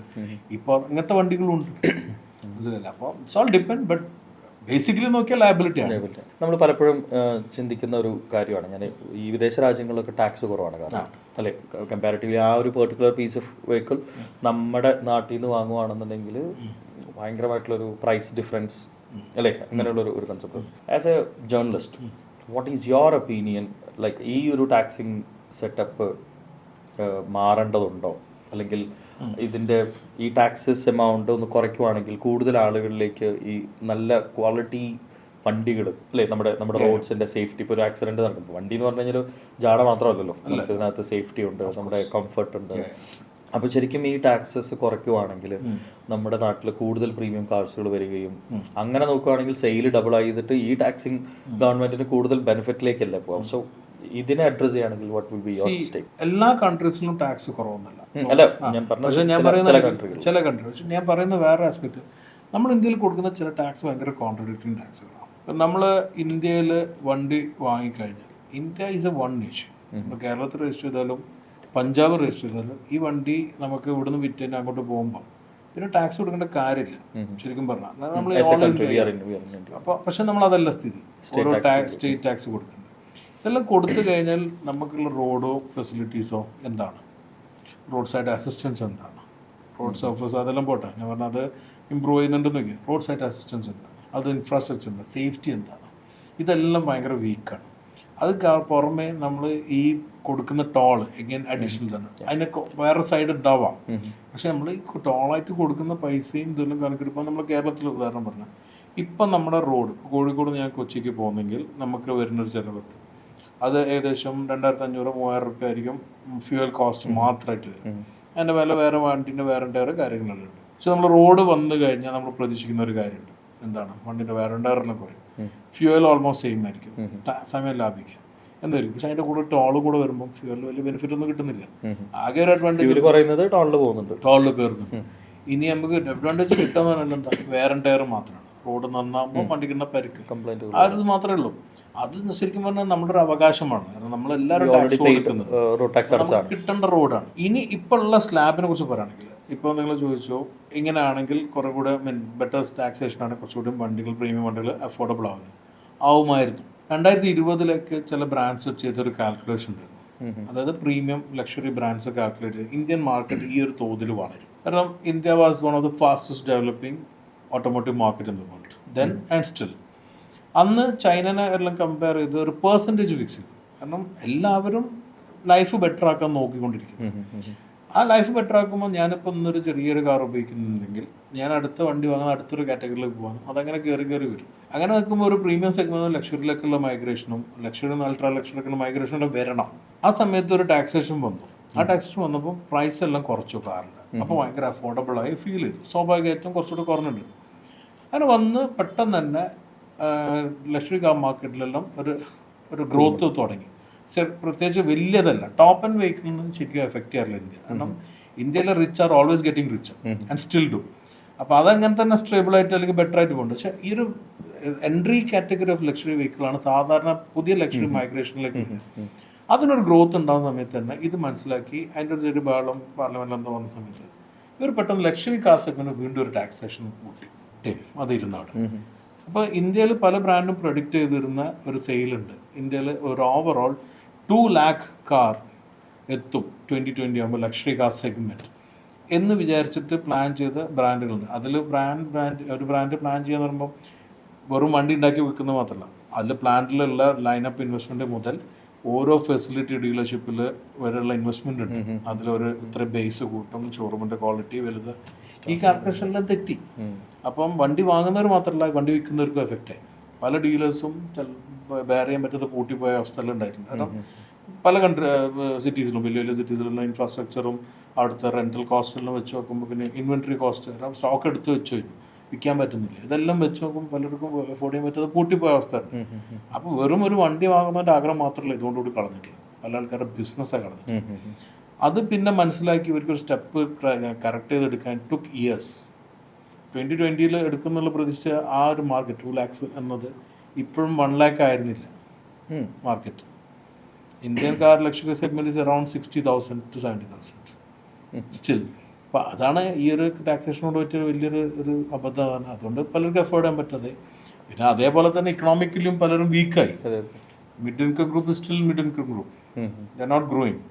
നമ്മൾ ഏറ്റവും അധികം ടാക്സ് ചെയ്യുന്ന ഏറ്റവും എഫക്ട് ചെയ്യുന്ന ആൾക്കാർ നമ്മളാണ്. Whereas the top end people are ready to pay tax, there are people who waive the tax. They won't care. And BPL, they don't even have to think about it. In effect എന്താ പറ്റുന്ന വെച്ചാൽ ഈ strain ചെയ്യുന്ന ആൾക്കാർ strain ചെയ്തോണ്ടിരിക്കും. അപ്പൊ അതിലെല്ലാം നമ്മളെ പോലത്തെ ആൾക്കാർ വിടുന്ന നമ്മളിങ്ങനെ ഉള്ളത് വെച്ചിട്ട് ഒപ്പിച്ചുകൊണ്ട് പോകും. പക്ഷെ അത് ചില ബ്രാൻഡിന് ഭയങ്കര ഗുണം ചെയ്യും. അവര് ലക്ഷറിയുടെ തൊട്ട് താഴെ നിൽക്കുന്നു, അതിനേക്കാളും താഴെ നിൽക്കുന്നവരും വണ്ടികൾ ബെറ്റർ ആയിക്കൊണ്ട് അപ്പൊ അവര് കുറച്ചൊരു പ്രീമിയത്തിലേക്ക് കൊണ്ടുവന്നു. അപ്പൊ ആൾക്കാർക്ക് അത് അഫോർഡ് ചെയ്യാൻ പറ്റുന്നുള്ളൂ. ഒരു സാധാരണക്കാരന്റെ പോയിന്റ് ഓഫ് വ്യൂ ചോദിക്കുകയാണെങ്കിൽ ഇപ്പോൾ വരുന്ന കാറുകളുടെ മേക്കിങ്ങിൽ ക്വാളിറ്റി കുറയുന്നുണ്ടോ? ബ്യൂട്ടി കൂട്ടാൻ നോക്കിയിട്ട്? Not because of beauty. Beauty കൂട്ടുന്നതുകൊണ്ട് മാത്രമല്ല, cost is one concern. Second is cost മാത്രമല്ല, കോസ്റ്റ് ഒരു വലിയ ഫാക്ടറാണ്. രണ്ടാമത്തെ ഫാക്ടർ പറഞ്ഞാൽ വണ്ടിയുടെ ലൈഫ് ഇപ്പം കാൽക്കുലേറ്റ് ചെയ്യുന്ന കുറച്ചിട്ടാണ്. പണ്ടൊരു വണ്ടി ഉണ്ടാക്കിയിരുന്നത് ബിൽഡ് ടു ലാസ്റ്റ് എന്നാണ് പറയുന്നത്. ഇന്ന് ബിൽഡ് ടു കോസ്റ്റ് എന്ന് പറയും. കോസ്റ്റ് മാത്രമല്ല, ഒരു വണ്ടിയുടെ ലൈഫ് സ്പാൻ കുറച്ചുകൊണ്ടിരിക്കുകയാണ്. പണ്ട് നമുക്കറിയാം ലക്ഷക്കണക്കിന് കിലോമീറ്ററാണ് ഗ്യാരണ്ടി ചെയ്തിരുന്നത് ഓരോ ബ്രാൻഡുകളും, ഓരോ എഞ്ചിനാണെങ്കിലും ഇതിനാണെങ്കിലും. നമുക്കറിയാം ഇപ്പം ഉദാഹരണം പറയാം മെർസിഡീസ് പോലത്തെ ഒരു ബ്രാൻഡ്, അവരുടെ ചില ടാക്സീസ് പലസ്തീനോ അല്ലെങ്കിൽ ഇവൻ നമ്മളെ ഈ എന്താ പൂവറായിട്ട് നിൽക്കുന്ന കൺട്രീസിൽ, ആഫ്രിക്കൻ കൺട്രീസിലുണ്ട് 10-15 ലക്ഷം ഓടി പൊളിഞ്ഞിട്ടുള്ള വണ്ടി, പക്ഷേ എഞ്ചിന് അനങ്ങൂല. അങ്ങനത്തെ വണ്ടികളെ കുറിച്ച് നമ്മൾ കേൾക്കാറുണ്ട്, അങ്ങനെയുള്ള കേൾക്കാറുണ്ട് നമ്മൾ. പക്ഷെ ഇന്ന് നമുക്കത് കേൾക്കാൻ പറ്റില്ല ഒരു ബ്രാൻഡിൽ നിന്നും. കാരണം എന്താ, അവർക്കൊരു ടൈം കഴിഞ്ഞ് ഈ വണ്ടികളെല്ലാം പോകണം, ഈ ഒരു മെൻറ്റാലിറ്റികൾ. അതിന് കുറേ കാരണം റൂൾസുമാണ്. Rules are keeping on changing. നമുക്ക് ഏറ്റവും ബെഞ്ച് മാർക്ക് ചെയ്യുന്ന റൂൾ യൂറോപ്യൻ റൂൾസാണ്. The becoming stringent and stringent and stringent. Car manufacture finding it difficult to cope up with that. ആ സമയത്ത് ഇവർ കോസ്റ്റ് കട്ടിങ് ആ പിന്നെ ചെയ്യുന്നത്, ക്വാളിറ്റി മോശമാക്കിയിട്ടും. പിന്നെ അത്രയും കാലം കൊണ്ട് 5 കൊല്ലം അല്ലെങ്കിൽ 10 കൊല്ലം കാണേണ്ട ഒരു വണ്ടി 5 കൊല്ലം വാറണ്ടി പീരീഡിൽ നമ്മൾ സേഫായിട്ട് കാണിക്കുക, അതാക്കുക. പക്ഷെ നമുക്ക് ആ പണ്ടത്തെ കാറിൽ ഉണ്ടാകുന്ന ഒരു ലെതറിൻ്റെ ഫീലോ. പിന്നെ വേറൊരു കാര്യം, sustainability it's a big concern around the world. പക്ഷെ ആ സമയത്ത് വേറെ സംഗതി I would like to highlight here. നമ്മൾ സസ്റ്റൈനബിലിറ്റിൻ്റെ പേരിൽ ഒരുപാട് ഗ്രീൻ റെവല്യൂഷനെ കുറിച്ചിട്ടും ഈ പറഞ്ഞ ഇലക്ട്രിഫിക്കേഷനെ കുറിച്ചിട്ടും എല്ലാം പറയുന്നുണ്ട്. നമ്മൾ ഗ്ലോബൽ വാർമിംഗ് ആണ് ഇതിൻ്റെ ഒരു ബെഞ്ച് മാർക്കായിട്ട് വെച്ചിരുന്നത്. And global warming is happening definitely. ഇപ്പം നമ്മൾ ഗ്ലേഷ്യേഴ്സ് എല്ലാം പോയി കണ്ടാൽ മനസ്സിലാവും എങ്ങനെ ഇതാവുന്നത്. അതിന് വേറെ ഫാക്ടറും കൂടെ ഉണ്ട്. ഈ വണ്ടികളോ ഈ സസ്റ്റൈനബിളും മാത്രമല്ല, of course that was also cos. നമ്മൾ അറ്റ്മോസ്ഫിയറിൽ ഏറ്റവും അധികം ഉള്ളത് ഹൈഡ്രജനാണ്. പിന്നെ ഉള്ള നൈട്രജൻ, ഓക്സിജനിലും കഴിഞ്ഞാൽ കാർബൺ ഡയോക്സൈഡിൻ്റെ പെർസെൻറ്റേജ് വെറും 0.4 മറ്റാണ്. അതിൽ ഹ്യൂമൻ ക്രിയേറ്റഡ് ആയിട്ട് വരുന്നത് 0.0 സംതിങ് ആണ് പെർസെൻറ്റേജ്. ഹ്യൂമൻ എനിത്തിങ് നമ്മുടെ എറർ ഉണ്ടോ അല്ലെങ്കിൽ നമ്മൾ ഉണ്ടാക്കുന്ന പൊല്യൂഷൻ തന്നെ എത്രയേ ഉള്ളൂ. ആ പൊല്യൂഷനെ കൊണ്ടാണ് ഫുൾ ഗ്ലോബൽ വാർമിംഗ് എന്ന് പറയാൻ പറ്റില്ല. കാരണം എന്താ, നമ്മളെല്ലാവരും അംഗീകരിച്ചിട്ടുള്ള ഒരു ഫാക്ടറാണ് the universe is created on a big bang. ആ ഒരു ബിഗ് ബാങ്ങിലാണ് ക്രിയേറ്റ് ചെയ്തിട്ടുള്ളത്. And universe is still expanding. Universe expand ചെയ്യുന്നുണ്ടെങ്കിൽ സോളാർ സിസ്റ്റം ഈസ് ഷ്രിങ്കിങ്. കാരണം എന്താ, സൂര്യൻ്റെ ആ ഗ്രാവിറ്റേഷൻ ഫോഴ്സിനോണ്ട് എല്ലാ പ്ലാനറ്റും അടുത്തുകൊണ്ടിരിക്കുന്നുണ്ട്. ഫ്രാക്ഷൻസിലായിരിക്കാം, പക്ഷെ ആ ഫ്രാക്ഷൻ മതി ഗ്ലോബലി ഇതിൻ്റെ. ഇപ്പം നമ്മൾക്കറിയാം ഒരു ഐസ് ഏജ് ഉണ്ടായിരുന്നു, അത് കഴിഞ്ഞിപ്പോഴുള്ള ഏജ് എത്തി, ഇനിയും ചൂട് കൂടും. കാരണം ഇത് ഇസ് എ യൂണിവേഴ്സൽ പ്രൊസീജിയർ. ഈ ഒരു ഫിനോമിനൻ നടന്നുകൊണ്ടിരിക്കുന്നുണ്ട്. That is also big cause of global warming. അതാരും പറയുന്നില്ല. കാരണം ഇതിലെല്ലാം തന്നെ ഹിഡൻ ആയിട്ടുള്ള പല ഇന്റൻഷൻസും ഉണ്ട്. ഇപ്പം എത്ര വലിയൊരു എന്താ പറയുക ഗ്ലോബൽ വാർമിങ്ങിൻ്റെ വെച്ച് കാർബൺ ന്യൂട്രലിനെ കുറിച്ച് പറയുമ്പോൾ ഒരു കൂട്ടർ ഓട്ടോമൊബൈൽ മാത്രം എടുത്താൽ അതിലൊരു മാഫിയ വർക്ക് ചെയ്തത് ബാറ്ററി മാഫിയാണ്. This is primarily controlled by China. ഇലക്ട്രിക്കിന് വേണ്ട മെറ്റീരിയൽസ്, കൊബോൾട്ടോ അല്ലെങ്കിൽ മറ്റേ മെറ്റീരിയൽസ് എല്ലാം തന്നെ ലിത്യം, ഇതെല്ലാം ഓറുകൾ ആഫ്രിക്കയിൽ ഏറ്റവും അധികം ഓറുകൾ. ഈ ഓറുകളിൽ 80% ഓൺ ചെയ്യുന്നത് ചൈനീസാണ്. So who will be the most beneficiaries? ഒരു കാലത്ത് ഒപ്പേക് കൺട്രീസ് ആയിരുന്നു ഓട്ടോമൊബൈലിനെ കൺട്രോൾ ചെയ്തിരുന്നത്. അപ്പോൾ അവരെ തകർക്കണമെങ്കിൽ ഒപ്പേക്, അതായത് ഇന്റർണൽ കമ്പഷൻ എൻജിൻസ് ഒഴിവാക്കണം എന്നുള്ള ഒരു മൂവാണ് വന്നിരുന്നത്. ആ മൂവ് ബെനിഫിറ്റ് ചെയ്യുന്നവർക്കാ ചൈനക്കാർ. അല്ലെങ്കിൽ ശരിക്കും ടെക്നോളജി വെച്ചിട്ട് നോക്കുകയാണെങ്കിൽ നമുക്ക് water as a fuel we can make the car run like hydrogen thing, you can disperse and make it. അതിൻ്റെ അപ്പുറം പോകണമെങ്കിൽ എയർ കംപ്രഷനിൽ വണ്ടി ഓടിക്കാനുള്ള ടെക്നോളജി കണ്ടുപിടിച്ചിട്ടുണ്ട് some French scientist. Never been. Hydrogen ആണ് ഇപ്പം പറയുന്നൊരു ഫ്യൂച്ചർ, ഒരു എന്താ പറയുക, ഒരു സസ്റ്റൈനബിൾ. അതിലും ആർക്കും ഒരു ബെനിഫിറ്റ് വന്നു കഴിഞ്ഞാൽ വി ക്യാൻ സീ ദ. അപ്പോൾ അതുകൊണ്ട് തന്നെ this all a big myth happening. We are all in the flow on that. Car മാനുഫാക്ചറിംഗിൽ അത് നേരത്തെ പറഞ്ഞ ക്വസ്റ്റ്യനിലേക്ക് വരണമെങ്കിൽ quality has degraded a lot. നമ്മൾ നേരത്തെ ക്വാളിറ്റി മാസ്റ്റർ പീസ് അല്ലെങ്കിൽ മാസ്റ്റർ ബെഞ്ച് മാർക്ക് എന്നെല്ലാം പറഞ്ഞിരുന്ന ബ്രാൻഡുകളിലെ quality has declined drastically. Very sad. അത് പക്ഷേ ശരിക്കും നമ്മുടെ സേഫ്റ്റിനൊക്കെ ബാധിക്കുന്നുണ്ടെന്നോ? സേഫ്റ്റീൻ്റെ അത് അധികം ബാധിക്കുന്നില്ല. കാരണം എന്താ വെച്ചാൽ ഇന്നിപ്പം സേഫ്റ്റിക്കാണ് വൺ പ്രോമിനൻറ്റ് ഇമ്പോർട്ടൻസ് കൊടുക്കുന്നത്. അതെങ്ങനെയാണെന്ന് വെച്ചാൽ കാറുകളുടെ ഇന്നർ ഷെല്ലാണ് സേഫ് ആക്കിയത്. ബോഡിക്ക് പരിക്ക് പറ്റിയാലും ഉള്ളിലേക്ക് പരിക്ക് വരാത്ത രീതിയിലുള്ള മാറ്റം വന്നിട്ടുണ്ട്. That way it is becoming safe. Like air bags, crumble zone, അതെല്ലാം വന്നു. പിന്നെ ഇവരുടെ ഇമ്പാക്ട് അബ്സോർബ് ചെയ്യുന്ന രീതിയിലുള്ള മൾട്ടിപ്പിൾ അലോയിഡ് ആയിട്ടുള്ള മെറ്റീരിയൽസ് ഉപയോഗിച്ച് ലൈറ്റ് വെയിറ്റ് ആക്കിയിട്ട് ഇപ്പം ഒരു ഫോർമുല 1 കാർ അത് പോയി ഇടിക്കുമ്പോണ്ടാവുന്ന G force it's very high. But you can see drivers coming out. Why? അതിൻ്റെ ആ കോറായിട്ട് നിൽക്കുന്ന carbon fibre frame is so strong. അതുകൊണ്ടാണ്. പക്ഷേ ഇതെല്ലാം ആണെങ്കിലും നമ്മൾ ചിലപ്പം ചില സമയത്ത് ചാലഞ്ച് ചെയ്യുന്നത് ആരെയാണ് നമ്മൾ നോക്കില്ല, നേച്ചറിനെ, ദൈവത്തിനെയാണ്. മരണം സംഭവിക്കാനുള്ളത് എങ്ങനെയാണ് ചുരുക്കം. അപ്പോൾ അതുകൊണ്ട് സേഫ്റ്റി ആക്കാൻ ശ്രമിക്കാം, but it is not ultimately safe. ഇപ്പോൾ ഞാനത് ആ ചോദ്യം വന്നത് ചിലപ്പോൾ നമ്മളൊരു സാധാരണക്കാരൻ നോക്കുമ്പം നമ്മളിപ്പോൾ റോഡിൽ കൂടെ പോകുമ്പം അവിടെ ചെറിയൊരു ആക്സിഡൻറ്റ് കണ്ടു കഴിഞ്ഞാൽ ആദ്യം പറയുന്ന ഡയലോഗ് കടലാസ് ചുരുണ്ട പോലത്തെ ചുരുണ്ടും. ഇതാണ് ആദ്യം പറയാം അല്ലേ? ഇപ്പം ചിലപ്പോൾ അത് നല്ല കമ്പനികളുടെ ലൈക്ക് ടൊയോട്ടയോ അല്ലെങ്കിൽ നല്ല ഫോറിൻ കമ്പനികൾ. അപ്പൊ അത് പറയുമ്പോഴും നാട്ടുകാർ പറയുന്ന ഒരു സാധനം അല്ലേ, പപ്പടം പോലെ പൊടിഞ്ഞു പോയി.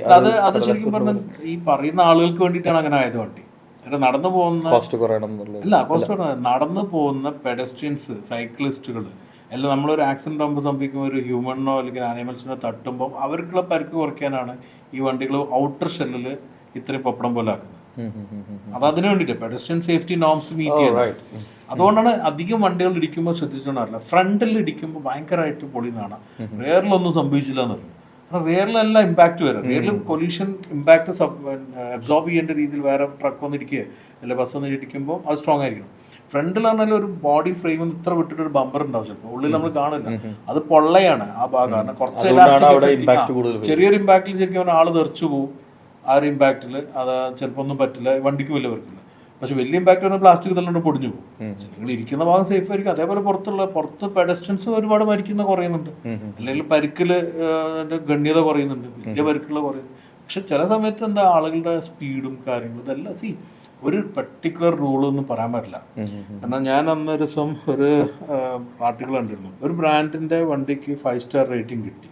നെക്സ്റ്റ് ഡേ ഒരു ആർട്ടിക്കിൾ ഒരു പോർട്ടൽ പബ്ലിഷ് ചെയ്ത് ആ വണ്ടി ഇടിച്ചിട്ട് ഒരാൾ മരിച്ചതാണ് വണ്ടിയിലിരിക്കുന്നത്. അപ്പോൾ ഈ വണ്ടി ഇടിക്കുമ്പോൾ ഉണ്ടാകുന്ന സ്പീഡ്, ഇമ്പാക്റ്റ് സംഭവിക്കുമ്പോൾ എന്തിൻ്റെ മേലെ തട്ടുന്നു, ഒരു കണ്ടെയ്നർ ട്രക്കിൻ്റെ മേലെയോ എല്ലാം പോയി തട്ടി കഴിഞ്ഞാൽ അതിൻ്റെ ഇമ്പാക്റ്റിന് ഡിഫറൻസ് ഉണ്ട്. പിന്നെ ഇടിക്കുന്ന ആംഗിൾ, എല്ലാ ആംഗിളും ഒരേപോലെ സേഫ് അല്ല. ഈ ഇടിക്കുന്ന സമയത്ത് ഈ ഇരിക്കുന്ന ആളുടെ പൊസിഷൻസ്, ഇങ്ങനെ കുറേ ഫാക്ടർ ഉണ്ട് ഒരാൾ മരണപ്പെടാൻ. ഇതൊന്നും ഇല്ലെങ്കിലും ചിലപ്പോൾ ഒരു ഹാർട്ട് അറ്റാക്കിലും മരിക്കും. അയാളെ സമയം ആയിട്ടുണ്ടെന്നേ ഉള്ളൂ. ആ സമയത്ത് തന്നെ നമ്മൾ വേറെ കാര്യം മനസ്സിലാക്കേണ്ടത്, ഈ ആക്സിഡൻറ്റ് സംഭവിക്കുമ്പോൾ ഒരു കാൽക്കുലേറ്റ് ചെയ്ത് ഇതാക്കുന്ന ഇമ്പാക്റ്റിൽ നമ്മൾ ചിലപ്പോൾ ചില ഇഞ്ചുറികൾ ആളെ ശരിക്കും ബെഡ് റിഡൻ ആക്കുന്നുണ്ട്. അങ്ങനത്തെ സംഗതികളെല്ലാം കുറയ്ക്കുന്നുണ്ട് ഇങ്ങനത്തെ കാര്യം. അത് നമ്മൾ ചിലപ്പോൾ അറിയില്ല. ചിലപ്പം പണ്ടെല്ലാം പാരലൈസ് പോയ ആൾക്കാർ ഇതെല്ലാം പറയും, ഈ ഇടിയിൽ ഞാൻ രക്ഷപ്പെട്ടത് ഈ എയർ ബാഗിനെ കൊണ്ടാണ് അല്ലെങ്കിൽ മറ്റേതാണെന്നെല്ലാം പറഞ്ഞേക്ക്. ദൈവാനുഗ്രഹിച്ചിട്ടുണ്ടെങ്കിൽ രക്ഷപ്പെട്ടു. പക്ഷെ ആ ഇമ്പാക്റ്റ് ഇന്നിപ്പം രക്ഷപ്പെടുന്ന പണ്ടത്തെ ഒരു കാറിൽ ചിലപ്പോൾ ആ ഇമ്പാക്റ്റിൽ ചിലപ്പോൾ രക്ഷപ്പെടില്ലായിരുന്നു. വലിയ സ്ട്രോങ് വണ്ടിയിലായിരിക്കും. പക്ഷെ എന്താ, ബെൽറ്റില്ല, ക്രമ്പിൾ സോണില്ല, ഇതെല്ലാം ആകുമ്പോൾ ഉള്ളിലേക്കുള്ള പരക്കും കൂടുതൽ. ഇതെല്ലാം ബെറ്റർ ആയിട്ടുണ്ട്. ഇപ്പം ഒരുപാട് ട്രാവൽ ചെയ്തിട്ടുണ്ടാവുമല്ലോ ഇന്ത്യയിലെ മറ്റ് സംസ്ഥാനങ്ങളിലേക്കും. എല്ലായിടത്തും എത്തിയോ? അരുണാചൽ മാത്രം, അരുണാചൽ നാഗാലാൻഡ്. അത് ഞങ്ങൾ അങ്ങോട്ട് ക്ഷമിച്ചു, ബാക്കിയുള്ള എല്ലാ സ്റ്റേറ്റും പോയാലും. Which is the safest driving friendly state? അത് പറഞ്ഞപ്പോൾ കറക്റ്റ് ഏരിയയാണ്. ശരിക്കും ഞാൻ ഏറ്റവും നല്ല ഡ്രൈവിംഗ് കൾച്ചർ കണ്ടത് ഈസ്റ്റേൺ സ്റ്റേറ്റ്സിലാണ്. അസാം കഴിഞ്ഞിട്ട് മേഘാലയ. ഞാൻ ആസാമിൽ നിന്ന് നമ്മൾ മേഘാലയ മറ്റേ നമ്മൾ ചിറാപുഞ്ചിയിലേക്ക് ഒരു ഡ്രൈവ് പോകുമ്പോൾ മേഘാലയ നമ്മൾ പെട്ടെന്ന് ക്രോസ് ചെയ്ത്, അറിഞ്ഞിട്ടില്ല ക്രോസ് ചെയ്ത്. ഒരു സമയം കഴിഞ്ഞപ്പോൾ ഞാൻ ശ്രദ്ധിക്കുമ്പോൾ ഭയങ്കര മാനേർഡ് ആയിട്ടുള്ള ഡ്രൈവിങ്ങാണ്. അപ്പോൾ നമ്മളൊരു ബ്ലോക്ക് കുടുങ്ങി ഒരാളും ഓവർടേക്ക് ചെയ്ത് പോകുന്നില്ല. അല്ലെങ്കിൽ നമ്മൾ ഇങ്ങോട്ട് വരുമ്പോൾ ഒരാളും ഈ ടേൺ ചെയ്യുന്ന വൈറ്റ് ലൈനിലൊരു സിഗ്നൽ കട്ട് ചെയ്ത് ഓവർടേക്ക് ചെയ്ത് നമ്മൾ ലൈനിലേക്ക് കയറി വരിക, ഇതൊന്നും ചെയ്യുന്ന കണ്ടില്ല. അപ്പം ഞാൻ പെട്ടെന്ന് ഓർത്ത്, ഞാൻ അതിൻ്റെ മുമ്പ് ഒരാൾ പറഞ്ഞിട്ട് ഞാൻ കേട്ടിട്ടുണ്ട്, ഇതെല്ലാം എനിക്ക് ഓർമ്മയില്ലായിരുന്നു, ഒരു ബ്ലോഗിലോ മറ്റോ കണ്ടു. അപ്പോൾ ഞാൻ ചോദിച്ചു, പറഞ്ഞാൽ അസം ബീച്ച് ഒക്കെ മേഘാലയ മേനായിരുന്നു.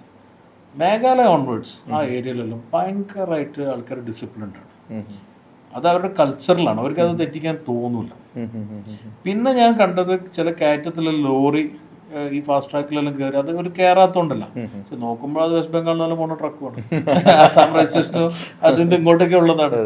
അപ്പൊ അതും ആ സൈഡിലാണ് ഏറ്റവും നല്ല കൾച്ചർ ഡ്രൈവിംഗ് ഞാൻ കണ്ടത്. പ്രബുദ്ധ കേരളം എന്ന് വെറുതെ പറയുന്ന കേരളത്തിൽ എന്തോ അല്ല, ട്രാഫിക്കിന്റെ കാര്യത്തിൽ അത്ര പ്രബുദ്ധത നേടിയിട്ടില്ല. അത് കുറച്ച് കെയർലെസ് ആണ്.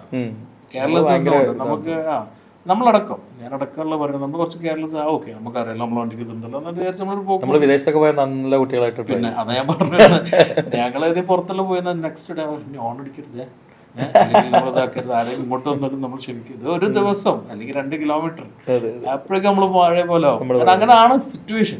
ഓൺ അടിക്കാതെ നമ്മൾ നാട്ടിൽ ഓടിക്കാൻ പറ്റില്ല. പിന്നെ 2 ചീത്ത പറയാതെ ചീത്ത കേൾക്കാതെ ഓടിക്കാൻ പറ്റില്ല. ഈ ഒരു അവസ്ഥയിലാണ് നമ്മളെ നാട്ടിൽ മൊത്തം. നമ്മുടെ നാട്ടിൽ എനിക്ക് തോന്നുന്നു വളവുകളൊക്കെ വരുമ്പോൾ ഇതെന്താണ് ഹോൺ അടിക്കാതെ വന്നതെന്ന് ചോദിക്കും. നമുക്കത് ഉറപ്പിക്കാൻ പറ്റില്ലല്ലോ. പുറത്തെല്ലാം പോയാൽ നമുക്ക് ഉറപ്പുണ്ട് ഒരാൾ ഇത് നമുക്ക് ഉറപ്പിക്കാൻ പറ്റില്ല. അപ്പോൾ ഹോൺ അടിക്കണം.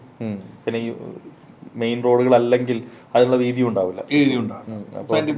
റോഡ് മേക്ക് ചെയ്യാത്ത അത് വേറൊരു പ്രശ്നം. ഞാൻ ഇതിലിപ്പം പെടാത്തൊരു ചോദ്യത്തിൽ പെടാത്തൊരു കാര്യമാണെങ്കിലും എനിക്ക് തോന്നിയിട്ടുള്ള ഒരു കാര്യം, ഈ ബൈക്കിന് ലൈസൻസ് കൊടുക്കുമ്പോൾ പ്രത്യേകിച്ച് ഒരു ഗ്രാജുവേഷൻ ഫോം വേണം. അതായത് നമ്മൾ വണ്ടി ലൈസൻസ് കിട്ടിയ ഉടനെ തന്നെ എത്ര CC വരെയുള്ള വണ്ടികൾ ഓടിക്കാൻ പാടുള്ളൂ, അങ്ങനെ റൂൾസ് ഉണ്ട് പല സ്ഥലത്തും. ആ റൂള് ശരിക്കും ഇംപ്ലിമെന്റ് ചെയ്യണം. ആ വണ്ടി കിട്ടിയ പാടന്നെ ഭയങ്കര പവർഫുൾ ആയിട്ടുള്ള വണ്ടികൾ കുട്ടികൾക്ക് കൊടുക്കുകയോ വാശി പിടിച്ച് വാങ്ങുകയെല്ലാം ചെയ്തിട്ട് ഇവർക്ക് ആ പവർ ഹാൻഡിൽ ചെയ്യാൻ പറ്റാത്തതുകൊണ്ട് ഉണ്ടാകുന്ന ആക്സിഡൻസ് ആണ് ഒരുപാടുള്ളത്. ഇപ്പോൾ ഒരു 100 cc അല്ലെങ്കിൽ 150 വരെ വേണ്ട, 100 cc 125 cc വരെയുള്ള ആദ്യം ഒരു കൊല്ലം ഓടിക്കാൻ പാടുള്ളൂ എന്നൊരു റൂള് കൊണ്ടുവന്നു കഴിഞ്ഞാൽ അത് ഓടിച്ചൊരു നമുക്കൊരു തയക്കം വരാനുണ്ട്. ഹാൻഡിൽ ചെയ്ത് പരിചയമുണ്ട്. പിന്നെ നമുക്ക് ഒരു ആ അഡ്രിനൽ ഉണ്ടല്ലോ ഫസ്റ്റ് ഉണ്ടാകുന്നത്, അതൊന്ന് കുറച്ചൊന്ന് അടങ്ങും. പിന്നെ നമുക്ക് ഗ്രാജുവേറ്റ് ചെയ്ത് അടുത്ത ലെവലിലേക്ക് അങ്ങനെ കയറി പോകുന്ന രീതിയിലേക്ക് വരണം. അല്ല വണ്ടി കിട്ടിയാൽ തന്നെ 350cc എല്ലാം എടുത്തിട്ട് അന്ന് പിള്ളേർ വിടുന്നത് പോകുമ്പോൾ നല്ല രസമുണ്ടാവും. പക്ഷെ ഒരു സംഗതി ഹാൻഡിൽ ചെയ്യാൻ ചിലപ്പോൾ പറ്റിയില്ലെങ്കിൽ ആ അച്ഛനും നമുക്ക് ആ കുട്ടി പോകാന്നുള്ള അവസ്ഥ ഉണ്ടാവും. ഹനുഭായ്, ഫ്ലൈ വീൽസിന്റെ ഇതിലേക്ക് വരാണെങ്കിൽ എന്താണ് നിങ്ങളുടെ activities, like what you do? Okay, so fly wheel എന്ന് പറയുമ്പോൾ എൻ്റെ ഒരു ബേബിയാണ്. കാരണം 2009 ഈ നമ്മൾ ഈ ഷോൻ്റെ ഫസ്റ്റ് പ്രിലിമിനറി തോട്ട് തുടങ്ങുന്നതും ഷോൻ്റെ ഫസ്റ്റ് ഷൂട്ടെല്ലാം നടത്തുന്നത്. അന്ന് ഏഷ്യൻ പ്ലസിന് വേണ്ടിയിട്ടായിരുന്നു നമ്മൾ പ്രപ്പോസൽ ചെയ്തത്, പ്രോഗ്രാം ചെയ്തിരുന്നത്. ഒരു പൈലറ്റെല്ലാം ചെയ്തു, പക്ഷെ അന്ന് Asianet star group take over ചെയ്തുകൊണ്ട് അന്നത് പബ്ലിഷ് ആയില്ല. പിന്നെ അവിടെ നിന്നുള്ള കുറച്ചാളുകൾ സൂര്യയിൽ ജോയിൻ ചെയ്തപ്പോൾ അവർ പറഞ്ഞാണ് നിങ്ങൾക്ക് ഇവിടെ വേണമെങ്കിൽ ഹോസ്റ്റ് ചെയ്യാം. അങ്ങനെ നമ്മൾ തുടങ്ങിയിരുന്നിട്ട് ഒരു കോ ടീമുണ്ട്, പ്രശാന്തായിട്ടാണ്, പ്രശാന്ത്. പുള്ളിയാണ് ഇതിലേക്ക് എന്നെ കൊണ്ടുവന്നത്. പുള്ളി എന്തെല്ലാം ചോദിച്ചു, നമുക്ക് അടുത്തൊരു ഓപ്പർച്യൂണിറ്റി ചെയ്യാന്നുള്ളതിലായി അങ്ങനെ സൂര്യൽ തുടങ്ങി. പേരിടുന്ന 9-ലാണ്. അപ്പം എൻ്റെ ഒരു ബേബി ബോൺ ചെയ്തു. പക്ഷേ പിന്നെ ലോങ് കണ്ടത് 2010-ലാണ്. 15 years ആയി. ഇത് 15th year fly wheels fly wheel തുടങ്ങിയിട്ട് 15th year. അതിൻ്റെ ആദ്യം ആ കമ്പനീനെ ബ്രാൻഡ് ഫ്ലൈ വീൽ ആണെങ്കിൽ അത് നമ്മൾ യൂസ് ചെയ്തിരുന്നത് നമ്മുടെ ഒരു എക്സ്പ്രഷൻ മീഡിയ എന്ന് പറഞ്ഞിട്ട് ഉപ്പുണ്ടാക്കിയിരുന്ന ഒരു വിഷ്വൽ മീഡിയ ഫേമായിരുന്നു. അതിൻ്റെ അണ്ടറിലായിരുന്നു ഫ്ലൈ വീൽ ഉണ്ടായിരുന്നത്. നോ, ദാറ്റ് ടൈം ഉപ്പ ആക്ച്വലി കുറച്ച് ഡോക്യുമെന്ററീസ്, ഉപ്പൻ ഇൻട്രസ്റ്റ് ഉള്ള കുറച്ച് ഏരിയാസ് ഉണ്ട്, ആർക്കിടെക്ചർ, ഹിസ്റ്ററി. അപ്പോൾ അത് റിലേറ്റഡുള്ള കുറേ ഡോക്യുമെന്ററീസ് ഇപ്പോൾ ചെയ്യാറുണ്ട്. Even though he was a businessman, പുള്ളിയുടെ ഒരു പാഷനിൽ പുള്ളി ചെയ്തിരുന്നു. അപ്പോൾ അതിനുവേണ്ടി ക്രിയേറ്റ് ചെയ്തിരുന്നൊരു മീഡിയ ഹൗസ് ആയിരുന്നു എക്സ്പ്രഷൻ മീഡിയ ഹൗസ്. പറയാനൊന്നുമില്ല, എക്സ്പ്രഷൻ മീഡിയ. അതിൻ്റെ ബാനറിലായിരുന്നു ഫ്ലൈ വീൽ ആദ്യം വന്നത്. 2012 നമ്മൾ ഫസ്റ്റ് എക്സ്പാൻഷൻ വരുന്ന നമ്മളൊരു വാല്യൂഷൻ ചെയ്ത് 2-3 പാർട്ട്നേഴ്സ്, എൻ്റെ ഫ്രണ്ട്സ് 10 പാർട്ട്നേഴ്സ് ആഡായി. അന്ന് സമയത്ത് നമ്മൾ തുടങ്ങിയൊരു ഫേമാണ് ബ്രെയിൻ ബോക്സ് മീഡിയ. ആ LLP-ൻ്റെ അണ്ടറിലാണ് ഇന്നിപ്പോൾ ഫ്ലൈ വീൽ ഉള്ളത്. അപ്പോൾ ആസ് എ ബിസിനസ് ഫേം നമ്മളെ company Brain Box Media, but Flywheel is brand. Okay, ആ ബ്രാൻഡിൽ കുറേ വെർട്ടിക്കൽസ് ഉണ്ട്.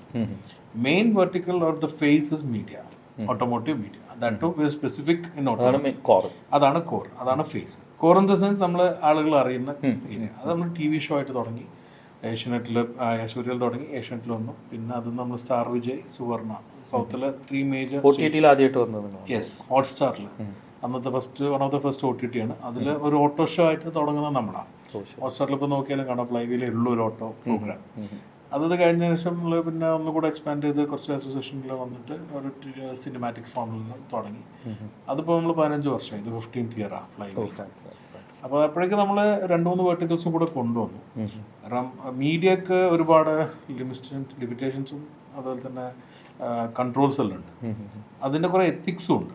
ഇത് മെയിൻറ്റെയിൻ ചെയ്തുകൊണ്ട് വേണം മുന്നോട്ട് പോകാന്നുള്ള ഒരു കോറായിട്ടുള്ള ഇൻറ്റൻഷൻ എനിക്ക് തുടക്കം മുതലുണ്ട്. അത് ഏതൊരു പാഷൻ്റെ മേലെ തുടങ്ങിയാണ്. പിന്നീട് അത് പ്രൊഫഷനും ലൈഫും എല്ലായി മാറി. ഇതിപ്പോൾ എൻ്റെ ലൈഫാണ്, ഞാനിത് തന്നെയാണ് ചെയ്യുന്നത്. പക്ഷെ മീഡിയയിൽ നമ്മൾ ഒരുപാട് ഒന്നും നമുക്ക് കാശ് ഉണ്ടാക്കാനുള്ള ഓപ്ഷൻ ഓട്ടോമോട്ടീവിൽ ഇല്ല, അല്ലെങ്കിൽ ഉണ്ടായിരുന്നില്ല അന്ന്. അപ്പം നമ്മൾ എന്താ പറയുക, വൈവിട്ടിട്ട് പോകണ്ട, നമുക്ക് എന്തായാലും എത്തിക്സ് കീപ്പ് ചെയ്യാം, അതിനെ ഫീഡ് ചെയ്യാൻ എന്ത് വേണം എന്നുള്ള അന്ന് നമ്മൾ ചിന്തിക്കുന്നുണ്ടായിരുന്നു. അപ്പോൾ എൻ്റെ ഒരു കോർ ടീമുണ്ട്, എൻ്റെ മെയിൻ പാർട്ട്നേഴ്സ് ഉണ്ട്, ലിബിൻ, നന്ദു, ഉമയണ്ണ, അജു എന്നെല്ലാം പറഞ്ഞു. അപ്പോൾ അവർ നമ്മളെപ്പോഴും ഡിസ്കസ് ചെയ്യും അത് ഓട്ടോ റിലേറ്റഡ് എന്തെങ്കിലുമെല്ലാം ചെയ്യാം വേറെയും. അപ്പോൾ നമ്മൾ ആദ്യം കാലത്ത് തുടങ്ങിയിരുന്നത് ഇവൻറ്റ്സ് ആയിരുന്നു. ഇപ്പോൾ ഓഫ് റോഡ് ഇവൻറ്റ്സ് ചെയ്യും. അപ്പോൾ അതിൻ്റെ സ്പോൺസർഷിപ്പും കാര്യങ്ങളും വരും, അതിൽ നിന്നുള്ള കുറച്ച് കിട്ടും. നമ്മൾ എല്ലാവർക്കും എന്തെങ്കിലും അത് നമ്മളതായ വരുമാനങ്ങൾ ആദ്യം ഉണ്ടായിരുന്നു. പിന്നീട് ഞാനതിൽ കംപ്ലീറ്റ്ലി വന്നപ്പോൾ ഫുള്ളി ഡിപ്പെൻഡ് ചെയ്യേണ്ടി വന്നു നമ്മൾ. ഇവൻറ്റ്സ് നമ്മൾ പല ബ്രാൻഡിനും, അതായത് ഡീലേഴ്സിനെല്ലാം ഇവിടെ ഇവൻറ്റ്സ് ചെയ്തു തുടങ്ങി.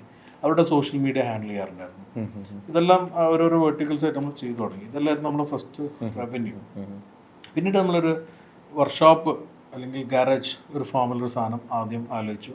ഇതെല്ലാം നമ്മൾ പല തോട്ട്സ് പലതുണ്ട്, അതിൽ ഓരോന്നോരോന്ന് അങ്ങനെ എന്താ പറയുക ഫീഡ് ചെയ്ത് കൊണ്ടുവന്നു. അപ്പോൾ അതിൽ വർക്ക്ഷോപ്പ് തുടങ്ങി, അത് ലൈവ് ഓട്ടോ ഷോപ്പ് എന്ന് പറഞ്ഞിട്ടുള്ള അതൊരു റവന്യൂ സ്ട്രീം ആക്കി. പക്ഷെ post Covid everything was changed, lot of things change. അപ്പം നമുക്ക് അത്രയും കാലം നമ്മളെ സംബന്ധിച്ചിടത്തോളം ഒരു ട്രയൽ ആൻഡ് എറർ പീരീഡ് ആയിരുന്നു, quite A long trial and error period. കാരണം നമ്മൾ പലതും പരീക്ഷിച്ചിട്ട് നമുക്കൊന്നും തന്നെ ഫിനാൻഷ്യലി ഫീസിബിൾ ആയിരുന്നില്ല. വളരെ കുറച്ച് കാര്യങ്ങളാണ് ഫീസിബിളായി വന്നുള്ളൂ. ബട്ട് ബൈ ദ ടൈം നമ്മൾ ടീം എക്സ്പാൻഡ് ചെയ്തു, നമ്മളൊരു എസ്റ്റാബ്ലിഷ്മെൻറ്റ് മാറിയായി. ലൈക്ക് നമ്മളൊരു ടീം തന്നെ ഉണ്ട്, ഫ്ലൈവിൽ അണ്ടറിൽ വർക്ക് ചെയ്യുന്ന സ്റ്റാഫ് എല്ലാം. അപ്പോൾ അതുകൊണ്ട് തന്നെ നമുക്ക് ഈ ഒരു സോഷ്യൽ മീഡിയ പ്ലാറ്റ്ഫോമിൽ നിന്നും ഉള്ള റവന്യൂ മതിയായിരുന്നില്ല നമുക്ക് സസ്റ്റെയിൻ ചെയ്തു പോകാൻ. പലർക്കും കോവിഡിനെ കൊണ്ടുണ്ടായ ഒരു ഗുണം എന്ന് പറഞ്ഞാൽ സോഷ്യൽ മീഡിയ ഇമേഴ്സ്ലി ഭയങ്കര വളർന്ന് അതിൻ്റെ റവന്യൂ കൂടി. അപ്പോൾ ഒരുപാട് ആൾക്കാർ വ്ളോഗിങ്ങും മറ്റും ചെയ്യുന്നവർക്കെല്ലാം അത് നല്ല റവന്യൂ സ്ട്രീം. നമുക്കതായിരുന്നില്ല. അതിന് പല കാരണങ്ങളും. Automotive is not the highest paid form in social media. ഭയങ്കര ഗ്ലാമറസ് ആണ് automotive. It's a big industry. But as an individual even brand വിൽക്കുകയാണെങ്കിലും ഇപ്പോൾ വണ്ടികൾ വിൽക്കുന്ന ഡീലർഷിപ്പ് ആണെങ്കിൽ ഒരുപാട് പ്രോഫിറ്റ് വണ്ടി വിൽക്കുന്നതിലെല്ലാം ഉണ്ടാവുന്നത്. അവർക്കെല്ലാം പ്രോഫിറ്റ് ഉണ്ടാകുന്ന സർവീസ്. അതേപോലെ തന്നെ മീഡിയക്ക് ഒരുപാട് റവന്യൂസ് എല്ലാം ഉണ്ടായിരുന്നത്. കാരണം മെയിൻലി നമ്മൾ main streams medias like T V, print publications എല്ലാം. അപ്പോൾ കോവിഡിന് ശേഷം സോഷ്യൽ മീഡിയ ഗ്രോ ചെയ്തപ്പോൾ റവന്യൂ സ്ട്രീംസ് കുറേ മാറി. അപ്പോൾ അവിടെ ഒരുപാട് ഓപ്ഷൻസ് വന്നു. അതിൽ നമ്മൾ കണ്ടന്റ് ക്രിയേഷൻസ് നമുക്ക് കുറച്ച് കാര്യങ്ങൾ നമ്മൾ എക്സ്പെരിമെൻറ്റ് ചെയ്ത് വെച്ചിട്ടുണ്ടായിരുന്നു. അതൊന്ന് cinematic contents, nomad, Bryce and beauty, ഇങ്ങനത്തെ കുറേ കാര്യങ്ങൾ ചെയ്തു വെച്ചിരുന്നു. അതിനൊരു പ്ലേസ് വന്നു. കാരണം ആൾക്കാർ അവരുടെ ലൈഫിൻ്റെ ഒരു എൻ്റർടൈൻമെൻറ്റ് പാർട്ട് ഫോണായി മാറി, സോഷ്യൽ മീഡിയ ഫോമിലായി.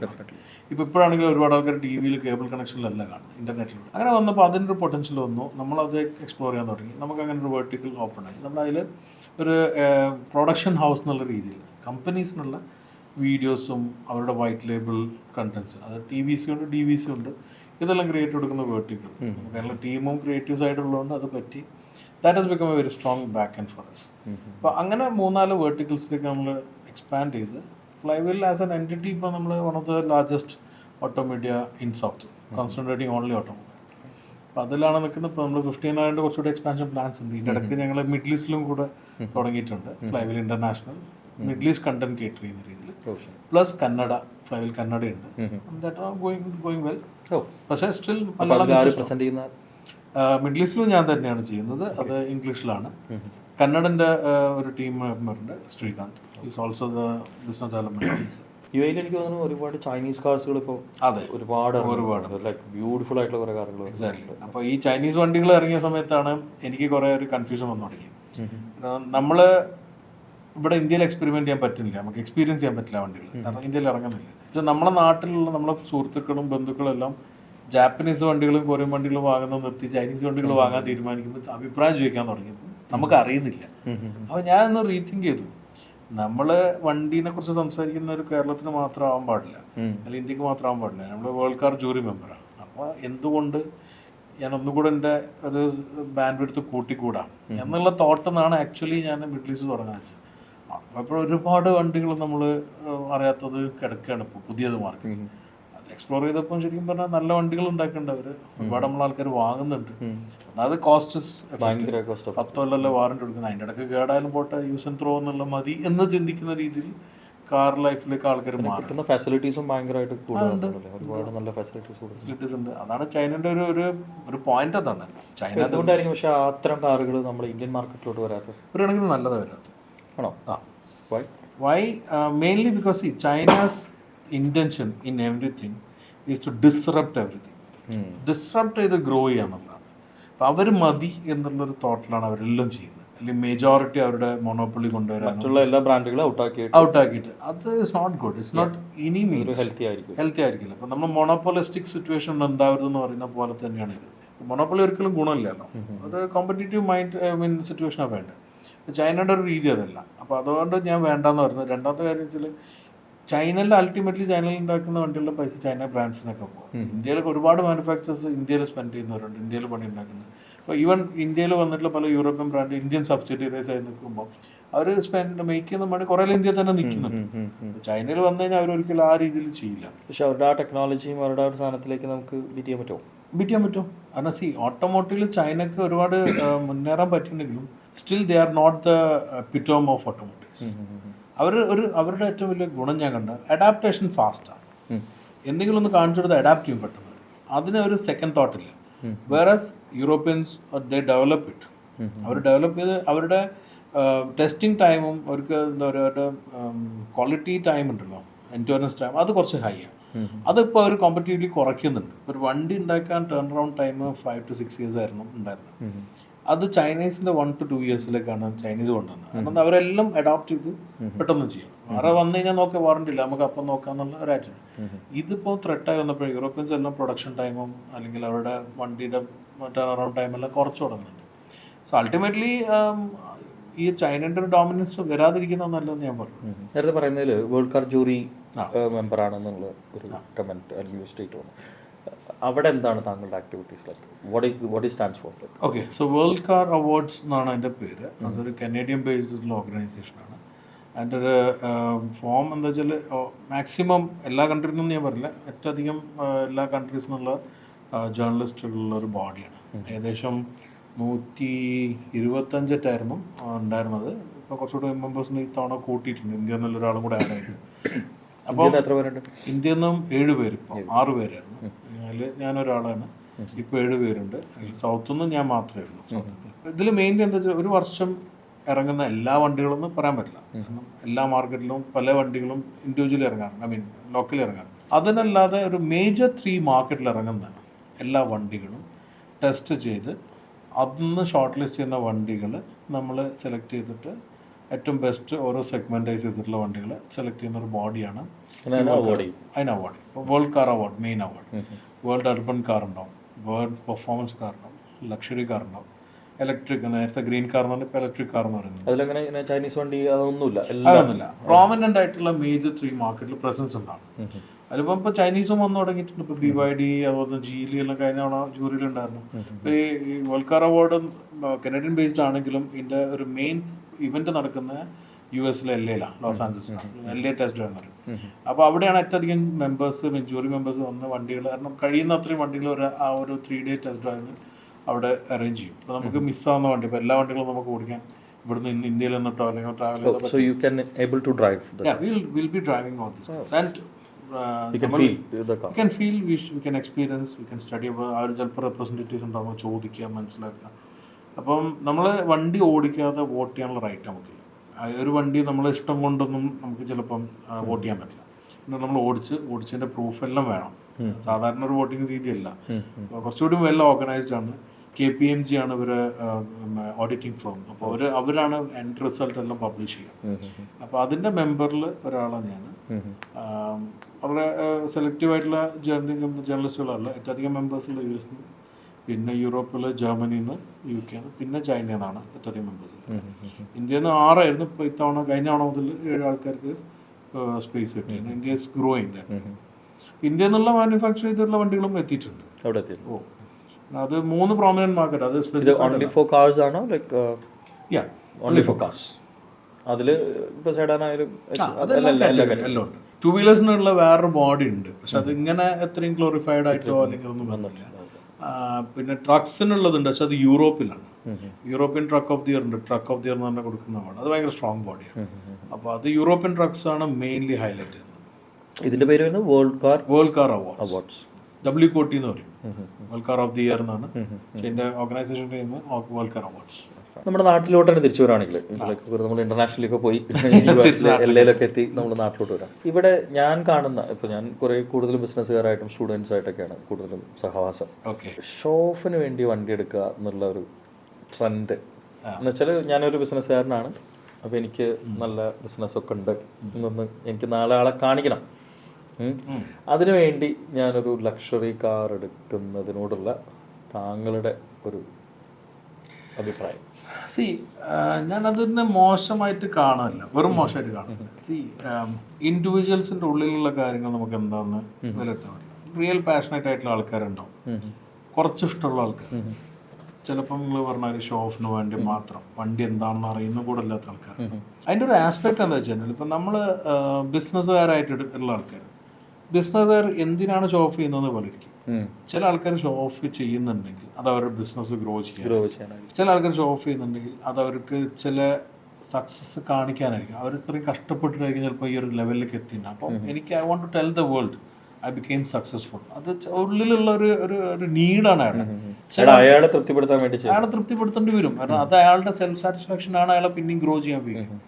ചില ആൾക്കാരുണ്ടാവും പിന്നെ ഫാമിലി പരമായിട്ട് വന്നിട്ടുള്ള ആൾക്കാർ, ഫാമിലി എഡിറ്ററി മണി, ഓൾഡ് മണി എന്നെല്ലാം പറഞ്ഞു, അതിലും ഷോ ഓഫ് ചെയ്യുന്ന ആൾക്കാരുണ്ടാവും. അതിൽ ചിലപ്പോൾ സക്സസ്ഫുള്ളി ഷോ ഓഫ് ചെയ്യുന്നുണ്ടാവും. കാരണം എന്താ, ഞാനായിട്ട് ഇത്രയും കൊണ്ടുവന്നിട്ടുണ്ടായിരുന്ന വലിയൊരു ബിസിനസ് സ്ഥാപനം ഞാൻ ഇത്രയും വളർത്തി, അപ്പം I am eligible to do that. എന്നാൽ അതിലും ഒന്നും ആവാൻ പറ്റാതെ എനിക്ക് കിട്ടുന്ന പാരമ്പര്യമായിട്ട് കിട്ടുന്ന പൈസക്ക് ഷോ ഓഫ് ചെയ്യുന്ന ആൾക്കാരുണ്ട്. ഈ ഷോ ഓഫ് ചെയ്യുമ്പോഴും ഈ ഷോ ഓഫ് ചെയ്യുന്ന ആൾ വണ്ടി ഭ്രാന്തനാണോ അല്ലേ, എനിക്ക് കാശുള്ളതുകൊണ്ട് മാത്രം ഷോ ഓഫ് ചെയ്യണോ, അതല്ലെങ്കിൽ എനിക്ക് വണ്ടി ഇഷ്ടപ്പെട്ടിട്ട് ഷോ ഓഫ് ചെയ്യണോ, ഇഷ്ടപ്പെട്ടിട്ടാണോ വാങ്ങുന്നത്, ഇതെല്ലാം ഫാക്ടേഴ്സ്. നമുക്ക് ഒരാളെയും ഇൻഡിവിജ്വലി ജനറലൈസ് ചെയ്ത് പറയാൻ പറ്റില്ല. ഇനി ഷോ ഓഫ് ചെയ്യുന്നുണ്ടെങ്കിൽ അതിനും വേറെ ആസ്പെക്ട്സ് ഉണ്ട്. കാരണം ഇന്നിപ്പം നിങ്ങൾക്ക് ഒരു സക്സസ് കാണിക്കാൻ പറ്റുന്ന ഒരു കാര്യം എന്താണ്? വണ്ടിയാണ്. കാരണം പെട്ടെന്നും ഹൈലൈറ്റ് ചെയ്യാൻ പറ്റുന്നതാണ്, പെട്ടെന്ന് നമുക്ക് പൈസ ഉണ്ടെങ്കിൽ വാങ്ങാൻ പറ്റുന്നതാണ്. അത് ഒരു സ്ഥലത്ത് നിൽക്കുന്ന സാധനമല്ല. അപ്പം നിങ്ങളൊരു മാൻഷൻ ഉണ്ടാക്കിയാൽ പോലും ഇന്നത്തെ കാലത്ത് വീഡിയോ നമ്മൾ പല രീതിയിലും കാണുന്നുണ്ട്. മറ്റേ നമ്മൾ എന്താ വീട് കൂടലിനാണെങ്കിലും എല്ലാത്തിലും പോയിട്ട് ഫുഡ് ബ്ലോഗേഴ്സ് എല്ലാം കാണും. പക്ഷെ അത് ആ തവണ കണ്ടു കഴിഞ്ഞാൽ പിന്നെ അയാളിത് കാണണമെങ്കിൽ ആ വീടിൻ്റെ അവിടെ എത്തണം, പരിസരത്ത് എത്തണം, അല്ലെങ്കിൽ പാസ് ചെയ്യണം, അല്ലെങ്കിൽ ഇയാൾ പിന്നെ ഒരു മോളെ കല്യാണം വാങ്ങേണ്ട കല്യാണം വെക്കണം. വണ്ടി അതല്ല, വണ്ടി ഈസ് എ മൂവിങ് ഒബ്ജക്റ്റ്. ഇയാൾ പോകുന്നിടത്തെല്ലാം ഉണ്ടാവും. ഈ വണ്ടി മാത്രമല്ല ആൾക്കാർ ഷോപ്പ് ചെയ്യാൻ ഉപയോഗിക്കുന്നത്. ദാറ്റ് മീൻസ് കാരണം വണ്ടിനേക്കാളും വിലയുള്ള വാച്ചുകൾ അവർ ഉപയോഗിക്കുന്നുണ്ട്. But people may not know it.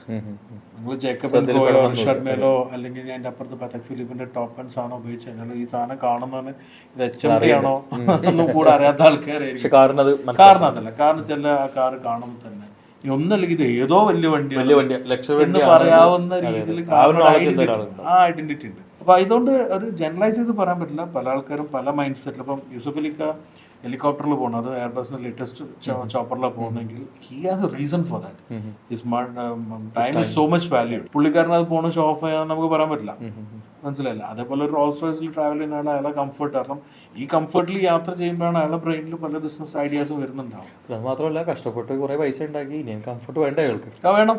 Comfort is like again A business ആണ്. ഇപ്പൊ നല്ല, ഞാൻ പണ്ടൊരു ധനം പറഞ്ഞ മാഗസിനിൽ ഒരു സമയത്ത് എപ്പോഴും വായിക്കാറുണ്ട്. അപ്പോൾ അതിലൊരു പ്രോമിനൻ്റ് ആയിട്ടുള്ളൊരു ബിസിനസ് മാൻ്റെ ഒരു ഇൻ്റർവ്യൂവിൽ പുള്ളിയോട് ചോദിച്ചൊരു കാര്യമുണ്ട്, എപ്പോഴാണ് നിങ്ങൾക്ക് ഏറ്റവും ക്രിയേറ്റീവ് തോട്ട്സ് അല്ലെങ്കിൽ ബിസിനസ്സിനെ കുറിച്ച് നല്ല ഐഡിയാസ് കിട്ടുള്ളപ്പോഴാണ്. അയാൾ പറഞ്ഞത് വളരെ പോയിന്റഡ് ഒരു കാര്യമാണ്. ഞാൻ ബാത്റൂമിൽ ഇരിക്കുന്നു, ടോയ്ലറ്റ് ഇരിക്കുമ്പോൾ. ടോയ്ലറ്റ് ഇരിക്കുമ്പോൾ ആണ് നമ്മൾ ഏറ്റവും ബോഡി റിലാക്സ് ചെയ്യുന്ന സമയം. വൈ? നമ്മളെ വേസ്റ്റ് എല്ലാം പോയി, നമ്മൾ ബോഡി റിലാക്സ് ചെയ്യുന്ന സമയം.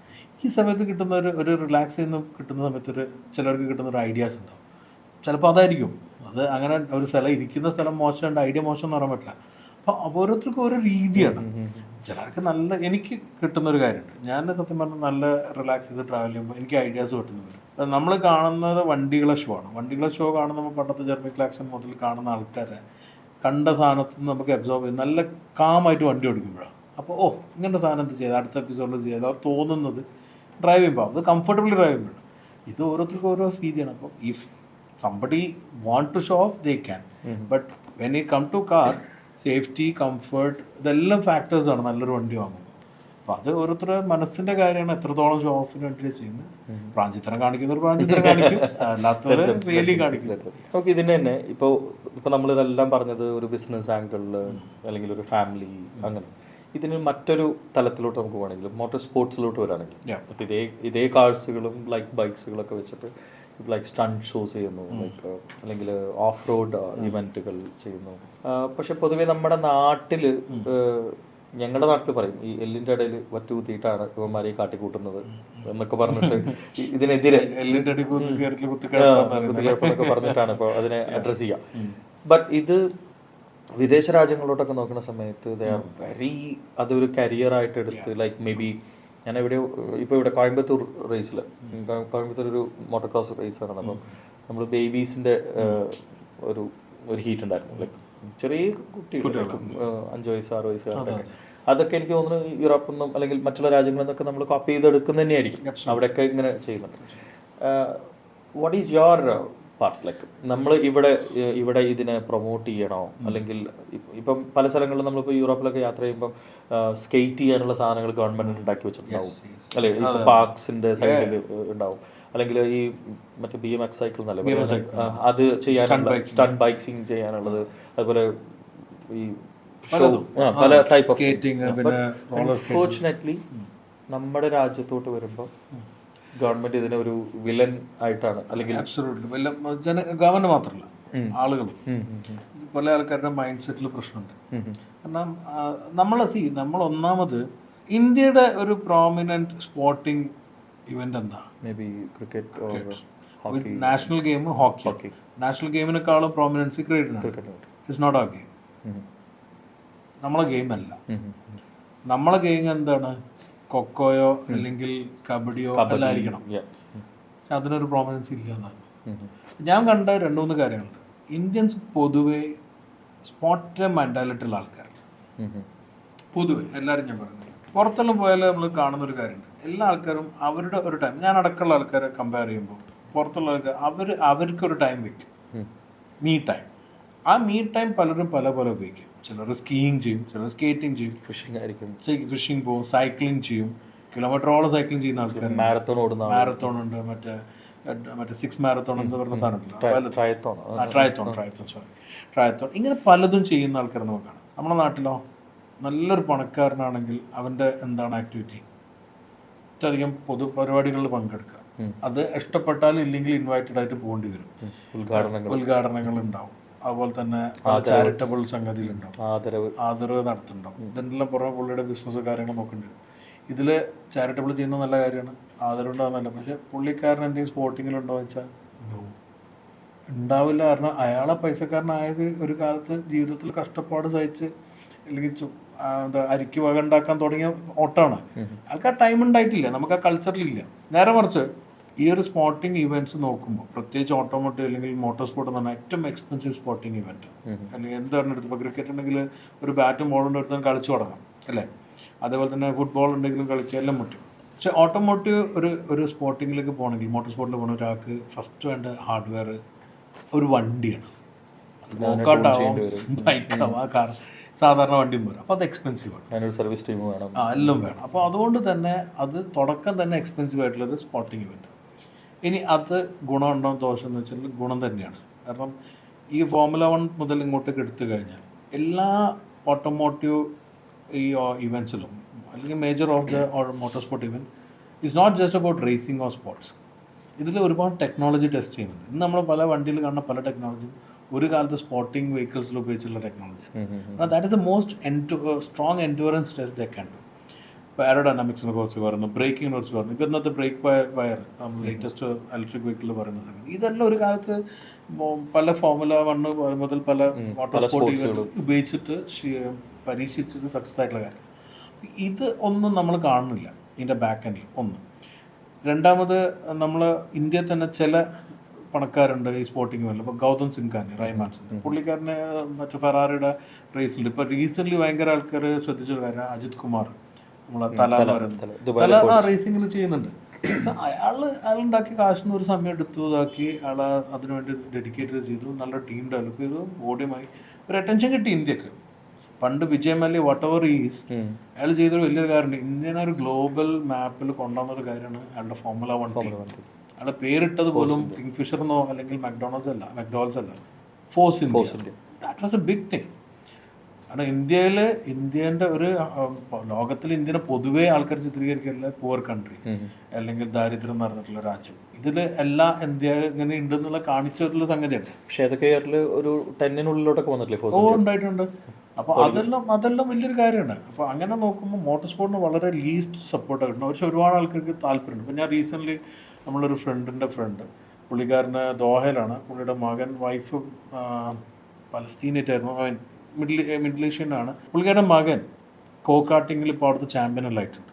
അപ്പം ഞാൻ ഇവിടുന്ന് ഒരു വീഡിയോ കാര്യമെല്ലാം ചെയ്യുന്നുണ്ട്. പക്ഷേ എനിക്ക് നല്ല ആഗ്രഹമുണ്ട് കുട്ടീനെ എങ്ങനെയെങ്കിലും നല്ല രീതിയിൽ സപ്പോർട്ട് ചെയ്യണം, നല്ല സ്പോൺസർഷിപ്പ് ആക്കി കൊടുക്കണം. അതൊരു കുട്ടിയുടെ ഏർജ് എനിക്ക് കണ്ടപ്പോൾ കുട്ടി മുടി ഇത്രയും വളർത്തിയിട്ടുണ്ട്. എന്താ പറ്റിയ വെച്ചാൽ ആ കുട്ടീൻ്റെ അമ്മ ഇവരൊരു യാത്ര ചെയ്യുന്ന ആക്സിഡൻറ്റിൽ മരിച്ചുപോയി, അത് കുട്ടിയാകുമ്പോൾ. അപ്പോൾ അവൻ അമ്മേൻ്റെ അടുത്ത് ഒരു പ്രതിജ്ഞ വെച്ചാൽ, മരിച്ച അമ്മേൻ്റെ അടുത്ത്, ഇവൻ ഇനി മുടി വെട്ടണമെങ്കിൽ അവൻ ചാമ്പ്യനാണ്, ഗോകാർട്ടിംഗ് വേൾഡ് ചാമ്പ്യനാണ്, അതുവരെ മുടി വളർത്തുന്നവർ. ആ കുട്ടിക്കുള്ളൊരു എന്താ കണ്ടില്ല, ആ ഒരു ഫയർ നമ്മളിവിടെ പല കുട്ടികൾക്കും ഉണ്ടെങ്കിൽ ഇന്ത്യൻ്റെ മോട്ടോർ സ്പോർട്ടിലുള്ള ഒരു പ്രസൻസ് എന്തായിരിക്കും. ആൻഡ് സപ്പോർട്ട് ചെയ്യുന്നത് ഇപ്പോൾ ക്രിക്കറ്റിൽ കോടിക്കണക്കിന് രൂപ ആൾക്കാർ സപ്പോർട്ട് ചെയ്യുന്നുണ്ട്, മോട്ടോർ സ്പോർട്ടിന് എത്ര സപ്പോർട്ട് ചെയ്യുന്നുണ്ട്? ഞാൻ അറിഞ്ഞിടത്തോളം വളരെ കുറച്ച് സ്പോൺസർഷിപ്പ് കിട്ടുള്ളൂ. ഇപ്പോൾ കേരളത്തിൽ കാജ ഗ്രൂപ്പ് ഉണ്ട്, രാജ മോട്ടോഴ്സ് പറഞ്ഞാൽ അവരുള്ള റേസ് ചെയ്ത് അവർക്ക് അത്രയും ബാക്കിംഗ് ഉള്ളപ്പോൾ അവർ ചെയ്തിട്ടുണ്ട്, അവർ സപ്പോർട്ട് ചെയ്തിട്ടുണ്ട്. കുറച്ചെല്ലാം ഒരു ഐലൻഡിലൊക്കെ ഒരു റേസ് നടത്തി, ഐലൻഡിൽ റേസ് നടത്തിയല്ലോ, അതെല്ലാം വലിയ കാര്യം ചെയ്തു. നമ്മുടെ ആ നാട്ടുകാരനാണ്, ഗുരുവായൂർ. ശരിയാ, ഞാൻ അന്ന് വന്നിട്ടുണ്ട്. ഞാൻ അന്ന് അവിടെ വന്ന് ഞങ്ങൾക്ക് അത്ഭുതമായിരുന്നു ഈ വണ്ടികളൊക്കെ വരുമ്പോൾ നമ്മുടെ റോഡ് കൂടെ അല്ലേ. സുവിൻ്റെ ഫാദർ സലാംക്ക, ഇവരെല്ലാം നമുക്ക് സത്യം പറഞ്ഞാൽ ഭയങ്കര ഇൻസ്പിറേഷനാണ്. പിന്നെ അതുപോലെ തന്നെ ഇപ്പം നമ്മളൊരു വേറെ ഫ്രണ്ട് ഉണ്ട്, നെക്സ്റ്റ് ഗ്രൂപ്പുണ്ട്, അവന് ഈ RC കാറിലും ചെയ്യുന്ന പയ്യന്മാരെല്ലാം സപ്പോർട്ട് ചെയ്യുന്നുണ്ട്. അതെല്ലാം ചെറിയ ചെറിയ സ്പോർട്ടിങ് ഇവന്റ്. ഇങ്ങനെ സപ്പോർട്ട് വലുതായി വന്നാൽ ദ വിമൻസ് കോ. അത് പണക്കാരുടെ ഇടയിൽ ചോദിച്ച ചോദ്യമാണെങ്കിൽ പണക്കാരുടെ ഇടയിൽ നിന്ന് വേണം ഇത് വരാം. അപ്പോൾ നമ്മൾ അറിയപ്പെടുന്ന എല്ലാ വലിയ റേസസും one of the other will be a rich brat. അല്ലെങ്കിൽ രോഹിത് ഹാമിൽട്ടൺ എത്ര ആൾക്കാർ ഹൈലൈറ്റ് പറഞ്ഞാൽ അയാൾ അച്ഛൻ 5 ജോലി 6 ജോലി 4 ജോലി ചെയ്തിട്ട് കുട്ടിനെ വളർത്തി ഇത്ര ആക്കിയത് അയാൾ അതല്ലാതെ വന്നുകൊണ്ടാണ്. ബാക്കിയുള്ള അധികം ആൾക്കാരും പണക്കാരാണ്, അവർക്ക് ഇത് അഫോർഡ് ചെയ്യാൻ പറ്റുള്ളൂ. ഒരു കാലത്ത് നിക്കിലോടെ പോലും അത്രയുള്ള പണക്കാരനായിട്ട് വന്ന ആൾക്കാരുണ്ട്. ഇപ്പോൾ ദുബായിലുള്ള ഖത്തറി ഷെയ്ഖ് ഉണ്ട്, ഇപ്പോൾ ഡക്കാറിൽ ചാമ്പ്യനാണ്. അതിന് മുമ്പ് ഇപ്പോഴത്തെ FIA പ്രസിഡന്റ് ഉണ്ട്, അയാളൊരു കാലത്ത് ഷെയ്ഖാണ്, അയാളൊരു കാലത്ത് റാലിങ്ങിലുണ്ടായിരുന്നു. പക്ഷേ ഡക്കാറിന്റെ ഏതൊരു സ്റ്റേജ് ഇന്ത്യയിൽ നടക്കുന്നില്ലേ? ഇന്ത്യയില്ല, മറ്റേ സൗദിയിലുള്ളത്. സഹാറയിലൊന്നും നടക്കുന്നില്ല. ഇല്ലില്ല, സൗദിയിലാണ് നടക്കുന്നത്. മെയിൻ സഹാറയിൽ ഒരു സമയത്തുണ്ടായിരുന്നു. തുടങ്ങിയ കാലത്ത് പാരീസ് ടു ഡക്കാർ എന്ന് പറഞ്ഞ സ്ഥലത്തേക്ക് വരുന്ന ഡ്രൈവായിരുന്നു. അത് ഒരു ഭാഗം മെയിൻലി സഹാറ കവർ ചെയ്ത് പോയി. പിന്നെ അത് കുറച്ചു കാലം ചിലിയിൽ പോയി, ലാറ്റിൻ അമേരിക്കൻ കൺട്രിയിൽ. സഹാറയുടെ വീഡിയോസ് കണ്ടത് അതുകൊണ്ടായിരിക്കും. പിന്നെ അവിടെ ഈ ആഫ്രിക്കൻ ഈ ഇഷ്യൂസ് എല്ലാം വന്ന സമയത്ത് കുറച്ചു കാലം നിർത്തി വെച്ച് ചിലിയിൽ പോയി. ചിലി അത്ര വലിയ സക്സസ്ഫുൾ ആയിരുന്നില്ല. പിന്നെ തിരിച്ച് സൗദിയിലേക്ക് വന്ന് പഴയ ഡക്കാറിനെക്കാളും സ്ട്രോങ് ആണ് ചില ആൾക്കാർ പറയും, എല്ലാം ഈക്വലി ഗുഡാണ്. മീൻസ് ടഫാണ്, അതാണ് ഡക്കാർ എന്ന് പറയുന്നത്. ഞാൻ ഈ അടുത്തൊരു ദിവസം എമിറേറ്റ്സിന്റെ ഫ്ലൈറ്റിൽ ഒരു ഡോക്യുമെന്ററി ഉണ്ടായിരുന്നു. ചിലപ്പോൾ സിനിമ കാണാൻ മടിച്ചിട്ട് ഡോക്യുമെന്ററി കാണണം. അപ്പോൾ അതിൽ ഈ ഡക്കാറിന്റെ ഡോക്യുമെന്ററി ഉണ്ടായിരുന്നു. അടിപൊളി, അത് കണ്ടാൽ മനസ്സിലാവും എത്രത്തോളം ടാസ്ക് ആണെന്ന്. പലരും ഇത് ആക്സിഡന്റ് ആണ്, അപകടമാണെന്ന് പറഞ്ഞിട്ടാണ് ഇത്. പക്ഷെ ഇപ്പം അങ്ങനെയാണെങ്കിൽ മാർഷൽ ആർട്സ് അപകടമാണ്, നീന്തൽ അപകടമാണ്. പക്ഷെ ഇതിനൊക്കെ നമ്മൾ പ്രൊമോട്ട് ചെയ്യുന്നുണ്ട്. അപകടം നോക്കി കഴിഞ്ഞപ്പോ ഫുട്ബോളാണെങ്കിലും നല്ലൊരു തട്ട് കിട്ടിയ അല്ലേ? എനിക്ക് അതിലെല്ലാം സേഫ്, കുറച്ചുകൂടി സേഫ് ആയി തോന്നുന്നു ക്രിക്കറ്റ്. കാരണം അത്രയും പാഡും കാര്യങ്ങളും വെച്ച് നമ്മൾ പ്രൊട്ടക്റ്റഡ് ആണ്. കാറാണെങ്കിലും ഇപ്പം ഹാമിൽട്ടൺ ഒരിക്കലും പറഞ്ഞു പ്രോബ്ലം ഇൻ FIA, ഈ ഡ്രൈവേഴ്സിന്റെ ഇൻഷുറൻസ് ഭയങ്കരമായിട്ട് കൂടിയിട്ടുണ്ടെന്നുള്ളത്. ആ സമയത്താണ് ഒരു ഡ്രൈവർ ബഹ്റൈൻ റേസിൽ വണ്ടി ഇടിച്ച് പെട്ടെന്ന് തന്നെ ബ്ലാസ്റ്റായി കൈയെല്ലാം പൊള്ളിപ്പോയിട്ടുണ്ട്. കാരണം ഇത് അയാൾ മരിക്കാൻ വരെ കാരണമാവുന്ന ഒരു ആക്സിഡന്റ്, ഫ്രാക്ഷൻ ഓഫ് സെക്കൻഡ്. കാരണം ഈ എനി സ്പോർട്ടിങ് ഇവന്റ് ഒരു ഫ്രാക്ഷൻ ഓഫ് സെക്കൻഡിന്റെ മില്ലി സെക്കൻഡിൽ സ്ഥാനം മാറുന്ന റേസ് അല്ലെങ്കിൽ ഒരു സ്പോർട്ടിങ് ഇവന്റുള്ള മോട്ടോർ സ്പോർട്ടാണ്. നമ്മൾ ചിലപ്പോൾ ടൈമിംഗ് കാണാം 1 minute 44 seconds 003. ആ 3 ആയിരിക്കും ചിലപ്പോൾ ഒരാളെ സ്ഥാനം. ആ 3 മതി ഒരാളെ മരണത്തിലേക്ക് എത്താൻ. അപ്പൊ അത്രയും സ്ട്രോങ് ആയിട്ടുള്ള അല്ലെങ്കിൽ അത്ര ഡെഡ്ലി ആയിട്ടുള്ള റേസ് ആണ്. അപ്പൊ അതുകൊണ്ടാണ് ഹൈലി പെയ്ഡ് ആവുന്നത്. ഇപ്പൊ ഇന്ത്യയിൽ പ്രൊമനന്റ് ആയിട്ട് നോക്കുന്നത് ഗൗരവഗിലൊക്കെയാണ് തോന്നുന്നത്. ഗൗരവഗിൽ ഇപ്പം, പക്ഷെ ശരിക്കും പറഞ്ഞാൽ ഇന്ത്യയിൽ ഒരു കാലത്ത് ഹരിസിംഗിനെ പോലത്തെ കുറെ പഴയ ആൾക്കാരുണ്ട്. നമ്മളിപ്പോൾ ഇന്ന് മറന്നുപോയതാണ്. ഹിമാലയൻ കാർ റാലി പോലുള്ള കുറെ റാലീസ് ഉണ്ട്. പിന്നെ അതിന്റെ ശേഷം ഒരു മോട്ടോർ സ്പോർട്ടിൽ പ്രോമിനന്റ് പേരുണ്ടായിരുന്നത് നമ്മളെ നരൻ കാർത്തികേയൻ, ഇന്ത്യയിലെ ഫസ്റ്റ് ഫോർമുല 1 ഡ്രൈവർ. പിന്നെ അതിന്റെ ശേഷം വിക്കി ചന്തോക്കിന്റെ മകനുണ്ട്, കരൺ ചന്തോക്ക്. പിന്നെ അർമാൻ ഇബ്രാഹിം ഉണ്ട്, ആദിത്യ പട്ടേൽ. ഗൗരവഗിലിന്റെ ഒരു car driver Moosa Shareef, is a legend. എനിക്ക് വളരെ അറിയുന്ന മലയാളിയാണ്, കാസർഗോഡുകാരനാണ്. പുള്ളി ഏറ്റവും അധികം ബെസ്റ്റ് നാവിഗേഷൻ, ഏറ്റവും അധികം ആൾക്കാർ കോ ഡ്രൈവറായിരുന്നു. പിന്നെ ഇപ്പൊ നമ്മളെ കുറെ ബിക്കു ബാബു കരൂർ, പിന്നെ യൂനിസ് ഉണ്ട് ഇപ്പൊ കൊല്ലത്തുള്ള, ഈസ് അപ്കമിങ് ഗായ്. ദിൽജിത്ത് ഉണ്ട് തൃശ്ശൂർ. അപ്പൊ അങ്ങനെ പിള്ളേരെല്ലാം ഇപ്പൊ നമ്മളെ റേസിംഗ് ടീംസ് കോഴിക്കോടുള്ള ആഷിമി ഷാമാട്ടാട്ടുണ്ട്. അവർ ഖത്തറിലെല്ലാം പോയിട്ട് വിൻ ചെയ്യുന്നു ആളുകളുണ്ട്. പക്ഷെ ഇവർക്കെല്ലാം പ്രശ്നം തന്നെ ഫിനാൻഷ്യൽ സപ്പോർട്ട്. ദിൽജിത്തിനൊക്കെ എനിക്ക് തോന്നുന്നു ഷാജി അദ്ദേഹത്തിന്റെ അങ്ങനെ ബാക്കിങ് വേണ്ടി വരും ചിലപ്പോൾ. ഇപ്പൊ കാജൽ ഒരു കാലത്ത് ഇവര് കാജാബിഡിക്കാരാണെങ്കിലും അവർ മോട്ടോർ സ്പോർട്ടിൽ ഓട്ടോമൊബൈൽ ഭയങ്കര താല്പര്യമുള്ള ആൾക്കാർ. അപ്പോൾ അവർ പണ്ട് കസ്ബ എന്നുകൊണ്ട് വണ്ടിയിലുണ്ടാക്കിയിട്ടുണ്ട്. അപ്പോൾ അതെല്ലാം അവർ എഫേർട്ട് ഇടാൻ പറ്റിയത് അവരുടെ ബാക്കിംഗ് ഉള്ളതുകൊണ്ടാണ്.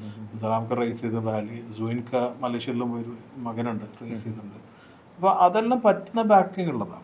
ബാക്കിംഗ് ഉണ്ടെങ്കിൽ ഇല്ലാത്ത ആൾക്കാർ സപ്പോർട്ട് ചെയ്യാനുള്ള ബാക്കിംഗ് ഇവർ കൊടുക്കണം. എനിക്ക് തോന്നുന്നു നല്ല ടാലൻസ് ഉണ്ട് പക്ഷെ അതിനെ കറക്റ്റ് ആയിട്ട് യൂസ് ചെയ്യാനോ അല്ലെങ്കിൽ ഗൈഡ് ചെയ്യാനോ അല്ലെങ്കിൽ ഈ പറഞ്ഞ പോലെ കോസ്റ്റ് എഫക്റ്റീവ് ആയിട്ട് ചെയ്യാൻ. പിന്നെ ROI എല്ലാവരും നോക്കുക. ROI നോക്കുമ്പോൾ നമുക്കിപ്പോൾ ഞാൻ കുറച്ച് ആൾക്കാർക്ക് അപ്രോച്ച് ചെയ്തിട്ടുണ്ട്, നമുക്ക് അറിയുന്ന സർക്കിളല്ല. അപ്പം എന്താണ് റിട്ടേൺ എന്ന് വെച്ചാൽ നമ്മളും ചിലപ്പം അവർക്ക് വേണ്ട ROI കൊടുക്കാൻ പറ്റാത്ത അവസ്ഥ. Anyway Bhanubhai, nice meeting you. ഏറ്റവും മനോഹരമായിട്ട് ഇങ്ങനത്തെ കാര്യങ്ങളിലേക്കൊക്കെ എത്തിയത് സന്തോഷം. ഇനിയും ഫ്ലൈ വീൽസ് വലിയ ഉയരങ്ങളിലെത്തട്ടെ. എല്ലാവിധ ആശംസകളും നേരുന്നു. Thank you. And I have to tell you, നല്ലൊരു ക്വസ്റ്റ്യൻ ഫോർമാറ്റ്സ് ഉണ്ടായിരുന്നു. നമ്മൾ പോഡ്കാസ്റ്റ് ഒരുപാടെല്ലാം ചെയ്യുമ്പോൾ റിപ്പീറ്റേറ്റീവ് ക്വസ്റ്റ്യൻസ് കുറേ വരും. അതല്ലാതെ നമുക്ക് കിട്ടുമ്പോൾ സത്യം പറഞ്ഞാൽ നമ്മൾക്ക് ഓപ്പൺ അപ്പ് ചെയ്യാനുള്ളൊരു opportunity. So for that great question. അല്ല, നമ്മൾ ഈ പോഡ്കാസ്റ്റിൽ എടുത്തിട്ടുള്ള ഡിസിഷൻ എന്ന് വെച്ചാൽ പ്രീ പ്ലാൻഡ് ക്വസ്റ്റ്യൻസ് വേണ്ടാന്നൊരു തീരുമാനം നേരത്തെ എടുത്തിട്ടുണ്ട്. കാരണം വെച്ചാൽ ഞാനിവിടെ വരുമ്പോൾ എൻ്റെ ഒരു പേപ്പറോ പെന്നൊന്നും ഇല്ല. ഞാൻ നിങ്ങളെ പറ്റിയൊന്ന് നോക്കും.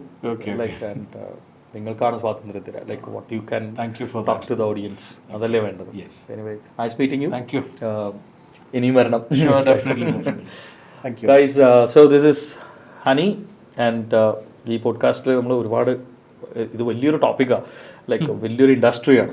അപ്പോൾ നമുക്ക് എല്ലാ ഭാഗമൊന്നും കവർ ചെയ്യാൻ പറ്റിയിട്ടില്ലെന്ന് അറിയാം, പക്ഷേ എങ്കിലും enjoy, safe drive. Thank you.